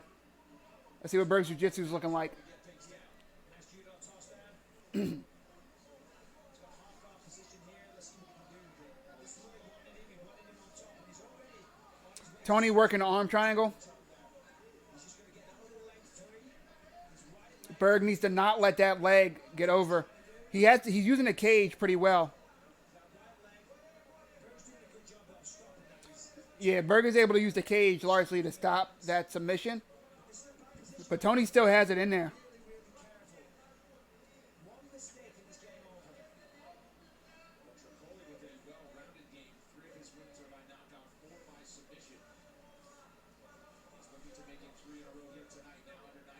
Tricoli able to mostly roll out. He's not out of danger yet, though. Tricoli taking the back. Has one hook in. Remember, that's exactly how Eric Spicy beat him back in the day. Rear naked choke. So Attempting a rear naked. Oh, he's just cranking his face. And Berg taps. That wasn't even under the chin. He just was pulling his face the other direction. Just made him tap out by pain. Holy shit. Wow, that was really fast. From south of the equator to Las Vegas, Wow. and this 6'6" light heavyweight will get his hand raised way high into the sky, Michael. Berg's going to be pretty annoyed right now. Both times he's been here on the Ultimate Fight. Tony's huge for light heavyweight division at 6'6". Once he got it down, he was just all over it. Let's take another look at it. So here's the takedown. Berg's going to move against the fence. That was really good jiu-jitsu from Tony, though. He looked really good. And he took his time. Yeah, I'm sorry, guys. Technical. Took the back. Berg definitely didn't look, out of depth or anything. He looked good. Was trying to get But trying as best he could to get Tony just had really good jiu-jitsu. wasn't able to do so. And just locked. Got that. Kind of a neck crank. Exactly under the chin, Made him tap via neck crank. Yeah. That hurts. that you get it done. And Oh yeah, he certainly did it. There's me talking about his striking, and he goes out and hits the guy real easy. he said to us, he said, That was a really tight squeeze. "Straight out of battle." And he did not prove to want to get away from the clinch game. He felt comfortable there en route to a first round submission victory. Here's Laura. Ladies and gentlemen, referee Chris Tione has called a stop. Yo, my peeps from Norway, I am told that you guys can go to UFC Fight Pass. And it says, By submission due to neck what deal do you want? Like 7 days at the end. It shows all 2019 Contender Series. So you can check that out, UFC Fight Pass. Tony, very emotional. He has won 3 straight fights, Both classy, shake hands, none bigger than acknowledge each other. over a minute remaining. That's always nice to see. Well, they're saying Muta Bomb, which means very good when he was playing defense earlier, but Muta Bomb on the finish. He's hyped up and well. Oh, that kid looked really good in there, man. Is that 4 for 4? Are we signing everybody tonight? Well, after last season when the finish rate was more than 80%, Michael, and we've been waiting for an episode like this in week 3. They came. Maybe the week off was what we needed, right? It sucks for these guys because, by rights, all of these guys are good enough for a UFC contract. And if it was, down to me, I'd give them all one because they all look like UFC athletes. Tony goes over and shakes McMahon's hand and Dana White's hand. It's like, yeah, y'all like that shit? You got my contract ready? I like this kid, man. Sign him. I don't think I've ever seen him give all the winners contracts, but so far they fucking deserve it. After you get the big victory. So now a dozen victories in the pro career of the 6'6" Antonio Tripoli. Antonio, what an amazing fight, a phenomenal finish. I mean, you came here and you told us there's no way I'm going to grapple with him. I'm a striker. I'm only going to strike. Did that unfold in the fight, or were you trying to throw us off your game plan there? Eu confio na minha trocação, no meu jiu-jitsu. Provavelmente quebrei o pé. Mas é isso. They're asking Tony why he Quero contrato. took it to the ground when he said he was just going to strike. Just adjusted my game plan. I trust a lot of my jiu-jitsu. I'm a jiu-jitsu black belt. But that's it. I'm ready. I'm waiting for my contract. Tony pretty much saying, because I'm well-rounded, bitch. Realize that on the when did that happen? Ooh. No primeiro chute, Tony's foot is disgusting. já assisti muito o pé, tá doendo muito. That's got to be broken. Kicked, he defended with his elbow. I felt it breaking instantly. He said he went for a kick and it broke on the guy's elbow. He felt it. Against the fence, really had Jeez. for a second. So that's why he went for the takedown. You went for the judo. Makes sense. Did you know that that was the right moment to do that? No jiu-jitsu eu tô preparado, treino com os melhores. So it looks like Tony understands English, just doesn't speak it fluently. Meu jiu-jitsu, a galera do Japão na luta, tem cara duro. Tem 10 caras But man, getting a UFC contract, that's going to be huge for him. na lula, brother. And if he understands it, I'm sure he'll get fluent soon. Brazil, in my camp, there were 10 guys of his size, so I knew he wasn't going to be a major problem for me. You broke him down. I mean, he's the submission artist. You broke him out, took his back. He's lost by rear naked choke before. Didn't quite get the rear naked choke. Ele era o finalizador. O finalizador que sou eu. He used to be the submission artist. I am now the submission artist. Fair enough. Fair play there. Fair play there. I know that you very much. Welcome, bro. I'm glad you out. Agora é preocupadinho aí com minha filha, com minha mulher. E eu tô pronto, eu quero lutar agora, eu quero lutar logo, eu quero Yeah, I mean, definitely not the best circumstances for Kenneth. That sucks. He didn't get to show what he had tonight. But you know, from what everyone's saying, his opponent, from what Michael Bisping was saying beforehand and during the fight and after, you know, I'm sure with a couple wins he'll be able to get back on the radar. You see people come back too on seasons of Contender Series. If he goes back to regional, you know, it seems like he's having a hard time getting fight, which is unfortunate. He needs to go to a smaller promotion, get a couple fights, and you know, I'm positive he'll get another chance. Hey guys, I'm coming back to all my teammates. Just thanks a lot for the help in this camp. The team's coming back together. Hey everybody, I'm coming back home. Excellent finish. Congratulations. Go enjoy your victory. Guys, back to you. There is one fight left. Only 5 fights for Contender Series. I'm not sure. He didn't say if it worked for him. didn't catch it at all. But that's what makes this so impressive because he adjusted on the fly. Let's take a look. This is the problem. You connect with an elbow and it hurts. You know what to look for. And here's the finish. Let's take a look at this. As I say, he adjusted. He wanted to strike, but he broke his foot. So, plan B. Take the guy down, use the jiu-jitsu, took the back well. Yeah, that says a lot too, man. Came in with a striking game plan, break your foot, and say, all right, we're taking it to the ground. What else do you want to see Swagger there. I'm not sure what he said. from someone at this stage of their career? Energetic. Yeah. So you see the neck kind of towards to the left. There he's putting a lot of pressure on that neck. Great work. Great, especially considering the foot as well. Right. Well, through that early kick, broke his foot, but not just his 5th win by We're gonna get through this UFC 239 reaction. They're gonna stop being so goddamn quick with these fights. The competition is fierce, boys. Where we at? We already talked about Ben Askren being sent to heaven and Jorge Masvidal getting his title shot. And don't get me wrong, I'm a Ben Askren fan too, man. But he got knocked the fuck out. This shit was crazy. Amanda Nunes versus Holly Holm. I had that one fucking wrong. I had Holly Holm controlling that with her kicks, and it turned out Amanda Nunes controlled it with her kicks. Who the fuck would have thought? I said Jorge has a bag of tricks that we haven't seen. I guess Amanda does too. I don't think I've given her the credit she deserves. Even though I said that she's in the running for greatest of all time women in MMA, man, just give it to her. She's the GOAT, 100%. Nobody could challenge that. She's beating anyone else you could try to call the GOAT in the first round. I mean, yeah, you got to give it to her. I don't know what's next for her. I want to see her versus Cyborg again because I think Cyborg would do better another fight in the rematch, but we'll see. But yeah, the next fight for Amanda I want to see is Cyborg. If she cleans her again, then fuck. You know, what do you do to her other than lock her up for abuse? But beyond that's the fight I want to see. Maybe after that versus Shevchenko, or she wants to just keep reigning, clearing out her division, a la John Jones, or once upon a time GSP and Anderson Silva.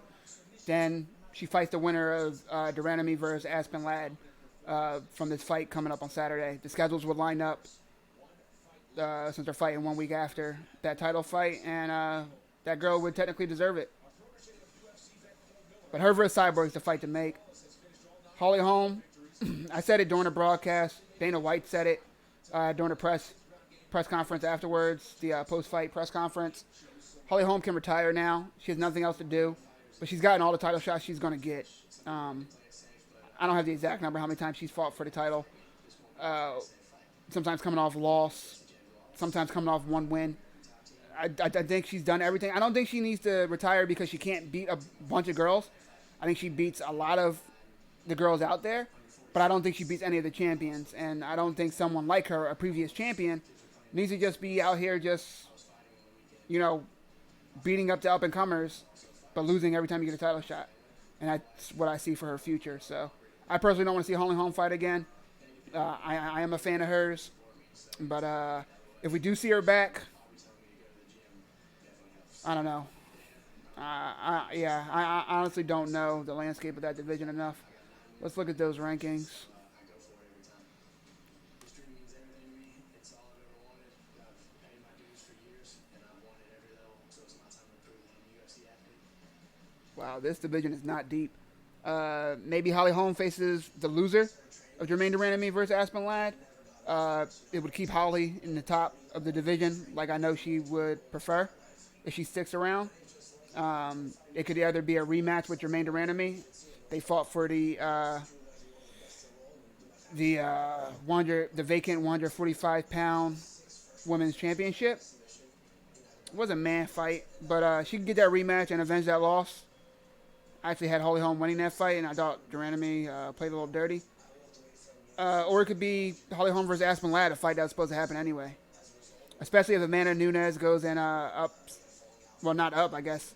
She's a fucking champion of both now. So if Amanda Nunes defends her 145-pound belt against Cyborg, then Aspen Ladd would need, a fight to stay busy anyway.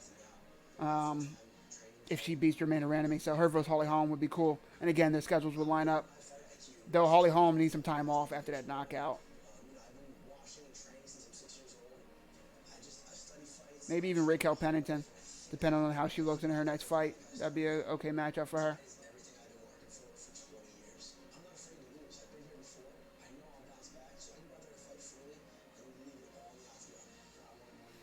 Damn, man, you be up for these fights, bro. I respect it. 3 in the morning. Fuck.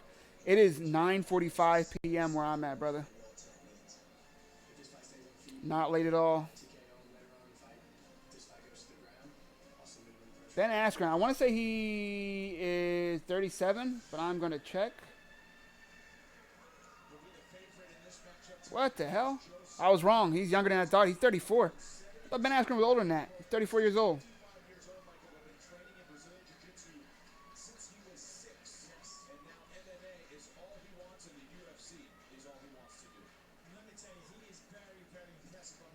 Guys, if you're enjoying yourselves, please subscribe. Whether you are on my Facebook, my Twitch feed, or my YouTube Live, please subscribe, like, comment, join the conversation. I appreciate all the feedback. The more support I have, the more feedback I have, the better this will be. I promise.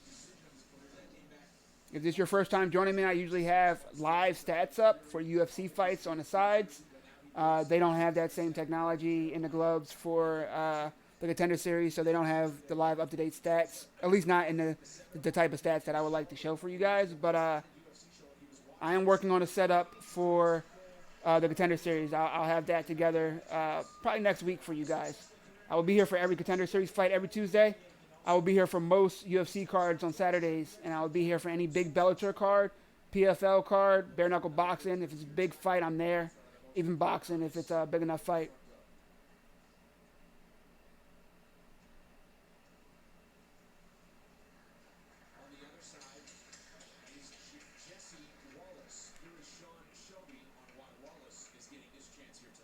Say this every stream, not a media member, not trying to be a media member.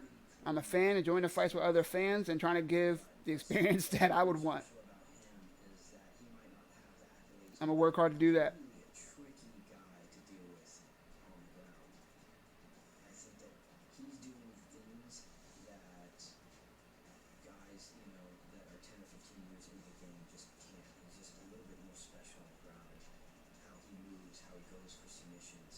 For Thiago Santos, like I said, he's out for a year, so there's no point in talking about who he's going to fight next. Who knows what the landscape is going to look like. But Thiago Santos looked fucking great that fight. He won on one of the judges' scorecards. I had it 3-2 for Jones, but I'm not mad at 3-2 for Santos. That man tore every ligament in his left knee. I'm not exaggerating. Look it up. He tore every ligament on his left knee in the first round and still was able to lose only via split decision against John Jones, the GOAT. Respect that man. Come on, man. Respect that man. I didn't give him the respect he deserved. A lot of people did not either. Respect that man. We'll see what the landscape of the weight class looks like when he comes back. If he's out for an extended amount of time, I wouldn't be mad if he comes back. John Jones already took 2 other fights, and he fights Santos again. I'd watch that fight. If not, we'll see what the landscape looks like and see what next for Thiago next year. John Jones, we'll talk about him after this fight.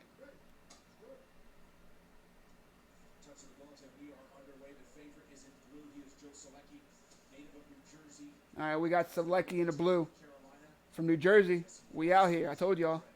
We got Wallace out there in the gray.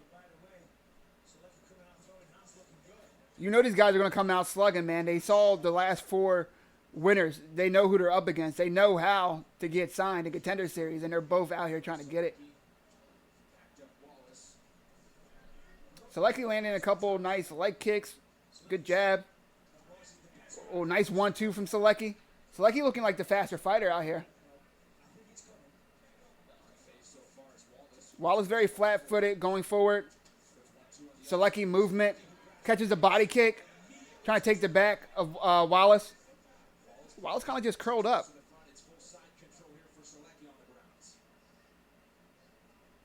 Weird.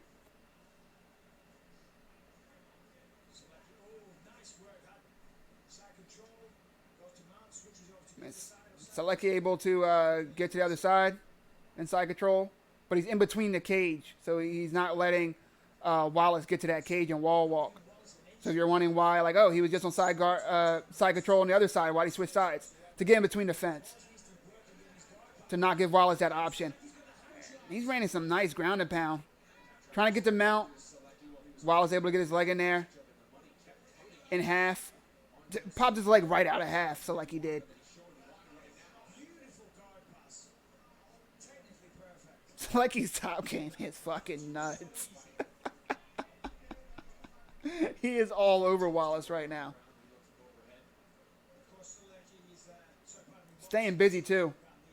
Whether it's going for a pass, regaining position, throwing strikes.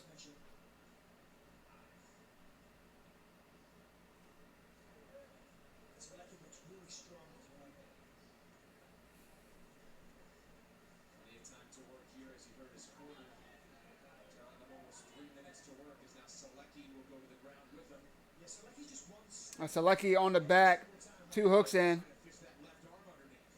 Try to get a rear naked, but not able to secure it. Now just raining strikes down.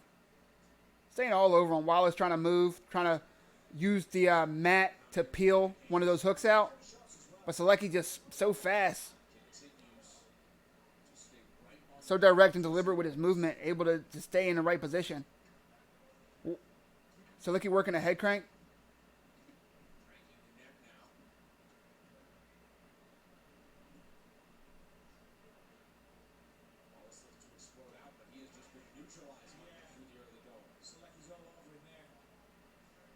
Selecki with the body triangle. Got right out of it, though. Oh, all right, switch it to the other side.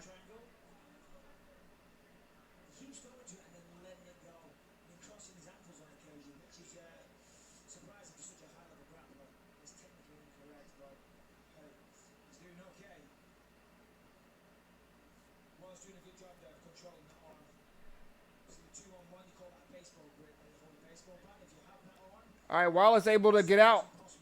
He's now on top, but he's in a guillotine. I can't tell how deep it is. It looks like the arm is in for Selecki. Oh, I think he is under the neck. That's deep. That's deep. Yeah, he's going to tap or go out. He's going to go out. He's sleep. He's sleep. He's sleep. Holy shit. Did I not tell you all these are going to be good fights?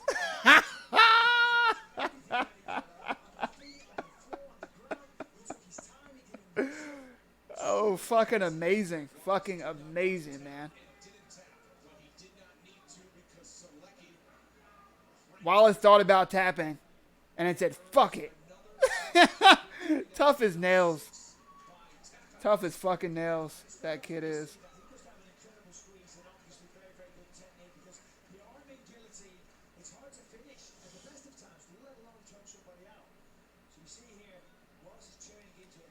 Do I like any other sports? Yeah. Do I follow any other sports as deeply as I do MMA? No. Uh, I'm an NFL fan. That's American football for my international viewers right now. Um, and I watch the NBA on occasion. The arm goes limp. Herb steps in to check it. I used to be really big into football, followed it really closely. But yeah, man, I'm glad you're able to see him too, bro. Fucking great fights, great fights. These fighters here on week 3 to make it official for Joe Selecki. Yeah, he is. Here's Lorisenko. His movement was so fucking good, everywhere. Crazy. He is an animal. 3 minutes and 49 seconds. So yeah, I was into American football a lot. I still do fantasy sports once in a while, but Joseph Select. not as deep into it anymore. His wife Casey on the left. And Selecki has said, don't tell her to quiet down because she will not. And we saw the emotion on her face after her husband Joe Man, not just a if all 5 of these guys don't get contracts, in front of Dana White, brought him to his feet. it like what else do I have to say? White now has a tough decision to make tonight. Give all these fucking guys contracts. They all earned it. They all earned it. And of course, don't get me wrong. I'm a supporter of the fighters. Every winner, shit. Most of the losers deserve contracts. But Dana White said he wants killers. You have 5 killers sitting in your stage, Dana White. The fuck else are you looking for? Sign all 5 of these guys, man. Put them in the UFC tomorrow or yesterday. Fuck. Yeah, man. Yeah, bro. That's why I tell people to watch early prelims. Because early prelims, people are fighting to get on the prelims. And when the prelims are fighting to get on the main card. Like, they're out there trying to put on the show. And then watch these Contender series, man. They're out here trying to get signed. This is his fucking food in their kid's stomach. This is not a fucking game to them, bro. These guys are out here. Because as he said, they just didn't understand the dream, the sport. Yeah, at least 4 of them should get it, but give all 5 of these guys. I feel you. I wouldn't be mad at 4 out of 5. But shit, man. Sign all 5 of these guys. Killer, killer, killer, killer, and killer. Shit. I saw you limping a little bit on the way over here, though. Are you injured? Well, no, my legs are just cramped up. There's a lot of nerves, a lot of squeezing. A lot of About 13 weeks of work, it came out in 3 minutes. I'm a little sore, but other than that, I'm great. I'm ready for tomorrow. squeezing for sure. I know this is a fight that you've thought a lot about. He said he got a cramp from being nervous. For many weeks heading. You couldn't tell in the fight, I'll tell you that. You know, it's really hard with the mental game. People talk about all these, visions and predicting and all that. And I think you got to prepare for the worst. I prepared for him to be the toughest opponent I faced. And, in a lot of ways, he was on paper. Man, they usually sign Until they pulled me out of there. Whether I'm on top or I'm 2. bottom, dead or alive. 2 is what they've been doing. I think I saw one where they did 3. So God bless me tonight. And I'm surrounded by great people. And it all just came to Yeah, typically 2 or 3. Typically 2 or 3. He was the toughest grappler you've ever faced. Anything about his game take you by surprise? No, I think they all went a little smoother than planned. Yeah, definitely reminds me of that. Have a great future, but I just train with some of the best guys in the world that nobody knows about, and only few do. And I think that's all the difference. And it's going to continue to be the difference. What's going on, everybody? Just joined. We're here watching Dana White's Contender Series. Showed some beautiful transitions. Just the 5th fight just ended. Oh my God, it's been a bunch of fucking scorchers. Finishes that we've seen tonight. No, not at all. Every fight, amazing, Because 3-round fights, adrenaline. and that's not hyperbole at all. But that's something I hit in practice all the time, and I got a good feel for when I got it. So I wasn't even thinking about that until I looked up and saw Lena. We kind of met eyes, so I thought maybe I got his attention. Now I'm thinking about that. I wasn't in there. You said coming into this fight, you want to be able to look your wife in the face and tell her that she was right. Switching to that guillotine when he gave up the position. Screaming cage side. That didn't need a mic. He Fantastic jiu-jitsu, man. Yeah, I just gave her a hug and I said, "Oh God." He easily could have just, been on bottom and then scrambled to get up or something like that. What's your message? He said, "Word, I'm here now. Watch this." I think I can do that too. Hold that. I think a year. Shit, that squeeze. Vicious. About to pop that guy's fucking head off. I saw him 2 years at a CFFC, my third pro fight. I did a very similar finish in like 2 minutes. And I said, I want to work for you soon. He said, get more fights. And I think I held up my end of the deal, so I think it's his turn to hold up his. Joe, phenomenal performance. Congratulations on your finish. Guys, back to you. Thank you very much, Logan. Will get a few more fights, and he did so, and now 8 victories in 10 pro fights for Joe. So like he talking about the first time he saw Dana White, he said he wants to work for him. Dana White said get a few more fights. He said I held up my end of the deal. Now it's time for Dana to hold up his. Competition is stiff for the contracts. If you don't get that man a contract, he's coming for you, Dana. I don't think you want them problems. I don't want them problems. I'll tell you that shit. All right, before they show Dana White's decision, we talked to everyone on the main card except John Jones. A couple people have brought up John Jones throughout. Yeah, they keep these guys in the back just chilling, put them in a bunch of hoodies and snapbacks with the logo on there, and wait to get called out. Not crazy about the setup, but I do like seeing these guys get signed. Yeah, John Jones right now, I just want to see him do one of two things. Clear out his division again, because while he was gone, a couple young guys have been coming up. He already took, not young guys, but new to the division, and Thiago Santos and Anthony Smith took them out. Dominic Reyes, one of the young guys I'm talking about. Corey Anderson, one of the young guys I'm talking about. Not the youngest, but you know what I mean. Johnny Walker, one of the young guys I'm talking about.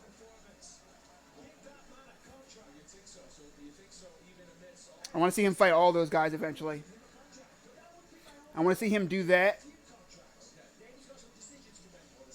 Or, what I think everybody wants to see him do, move up to fucking heavyweight John Jones. Not because you have to, not because you can't make the weight, but because that's what the fuck we want to see, bro. Who's not buying you at heavyweight versus a paper towel? Everybody's watching that. Oh, Dana White's coming out already. Hold on, guys. Then I'll get back to berating John Jones. Dana, this is what we're used to. Both times are back. 4 finishes. Unbelievable. You had some tough decisions back there, though. Talk us through what you were thinking. Yeah, it's always tough. Every week is tough, man. You hate to tell people no. This is their dream. They've been working their whole life to get here, and you hate to say no. But tonight is what this show is all about. Tonight is what this show is designed for, and the reason that I created this show. So let's start out with the first fight. He better give everybody contracts, man. Incredible fight. His record does not reflect the way that this kid fights. His record's 8-3. The way that he fought tonight against the tough guy who showed up, who wanted to win. I like this kid's stand-up. I like his ground. He's got a great chin. He's got cardio for days, and he has the will to win. He's got that killer instinct, and that's what I'm looking for, and that's what I love. So welcome to UFC, Jonathan Pierce. Pierce gets signed. We're 1 for 1 out here. Wow. All right, second fight. We got another Hawaiian kid. And You can tell by Dana White's face he's about to sign this kid. he's in the wrong weight class. Okay, let's start with that. Okay, he was so much smaller than Justin tonight, but stayed in there. Great chin, has the power. I love his hands. I love the way Yeah, he definitely did a little more like a 170 pounder. hits you to the body, and everything he throws, he tries to hurt you. And I believe that if we get him into the UFC PI, he can work with all the experts down there. They can show this kid how to cut weight the right way and turn this kid into a monster. Welcome to the UFC, kid. Yes. 2 for 2. All right. Now this is probably Let's keep it going. the first time in the history of the show that I've actually talked about the guy who lost first. Okay? Okan is a very talented kid. I think that this kid has a tremendous future in the UFC. He's young. He's 23 years old. There are very few holes in this kid's game.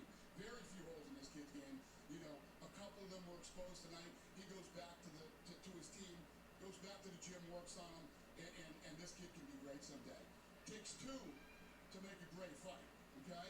Now, this kid dominated an undefeated kid that everybody's talking about, and the thing that I love about this too, he kept trying to finish him. The other thing that this guy, we're talking about Hunter now, of course. We're talking about Hunter. First and second, Come on this show, he said, I want one more fight. the winners of the first and second fight won. The opportunity to come on this show to take another fight. Contract so far. He's talking about the third fighter now. Tried to finish the entire fight. This kid's right up my alley. 27 years old. He's in his prime. He's 7. I think he's about to get a contract. The UFC, huh? Yeah, he signed. We're 3 for 3. 3 for 3, guys. Asher just got signed as well. Antonio, let's just say this. I could walk you through. I like everything about this kid. I like everything. He's well-rounded. His personality is off the charts. But if you watch the fight, right, when he breaks his foot, Do they get paid to be on the Contender Series? I would assume they get paid. I assume it's not any more than $5,000, but I don't know for sure. move forward, continue to fight, and continue to destroy. I love everything about this kid. Welcome to the UFC, Antonio. Antonio just got signed to the UFC. If you remember, he broke his foot early, went for the takedown, and had that neck crank What an incredible performance this versus Kenneth Again, Berg. I can run through the list of how incredible this kid is. Loved everything about it. We're 4 for 4, guys. I got nothing else to say. Welcome to the UFC. We're 5 for 5. For the first time ever, all 5 fighters that won their respective matches are assigned to the UFC. Congratulations, all 5 of you guys. I can't wait to see you in the UFC, man. People are saying Dana's looking for finishes. I'm not looking for finishes. I'm looking for that right. I'm looking for that right amount in the fight. Dana proclaiming that I'm not only looking for finishes Pushes forward and explaining that he's just looking for that animal. and just puts on an incredible performance. If you get the finish, that's the icing on the cake. But I'm just looking for Ooh, I got chills, man. That shit is cool. Thank you so much for taking a second. Appreciate it. This fight was so fucking good, man. What a great card. Let's wrap up last week's UFC 239 before we go. John Jones, guys, someone just said it in the chat on YouTube.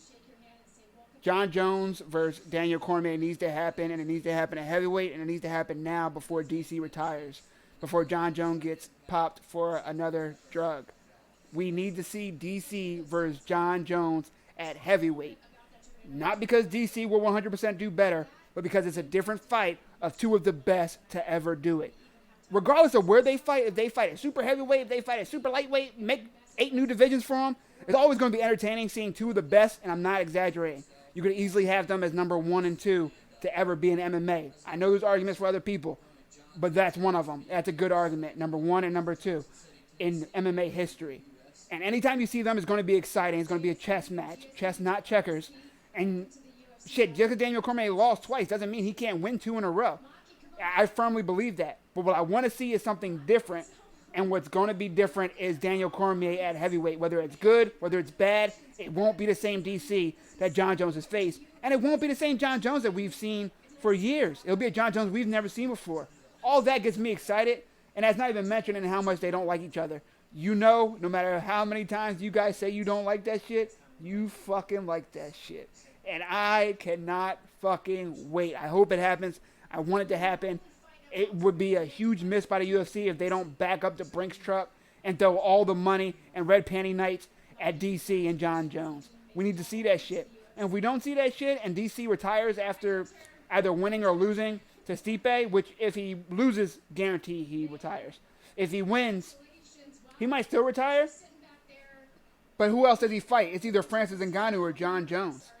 I don't want to see him go down to 205, as I said before. I would want to see DC versus Ngannou, but I give that to DC with his wrestling. I either want to see John Jones versus DC at heavyweight, or I want to see John Jones versus Francis Ngannou at heavyweight, because that would be fucking exciting too. 2 fucking monsters, 2 huge human beings, 2 of the largest human beings in the MMA, just on a collision course. 2 different styles.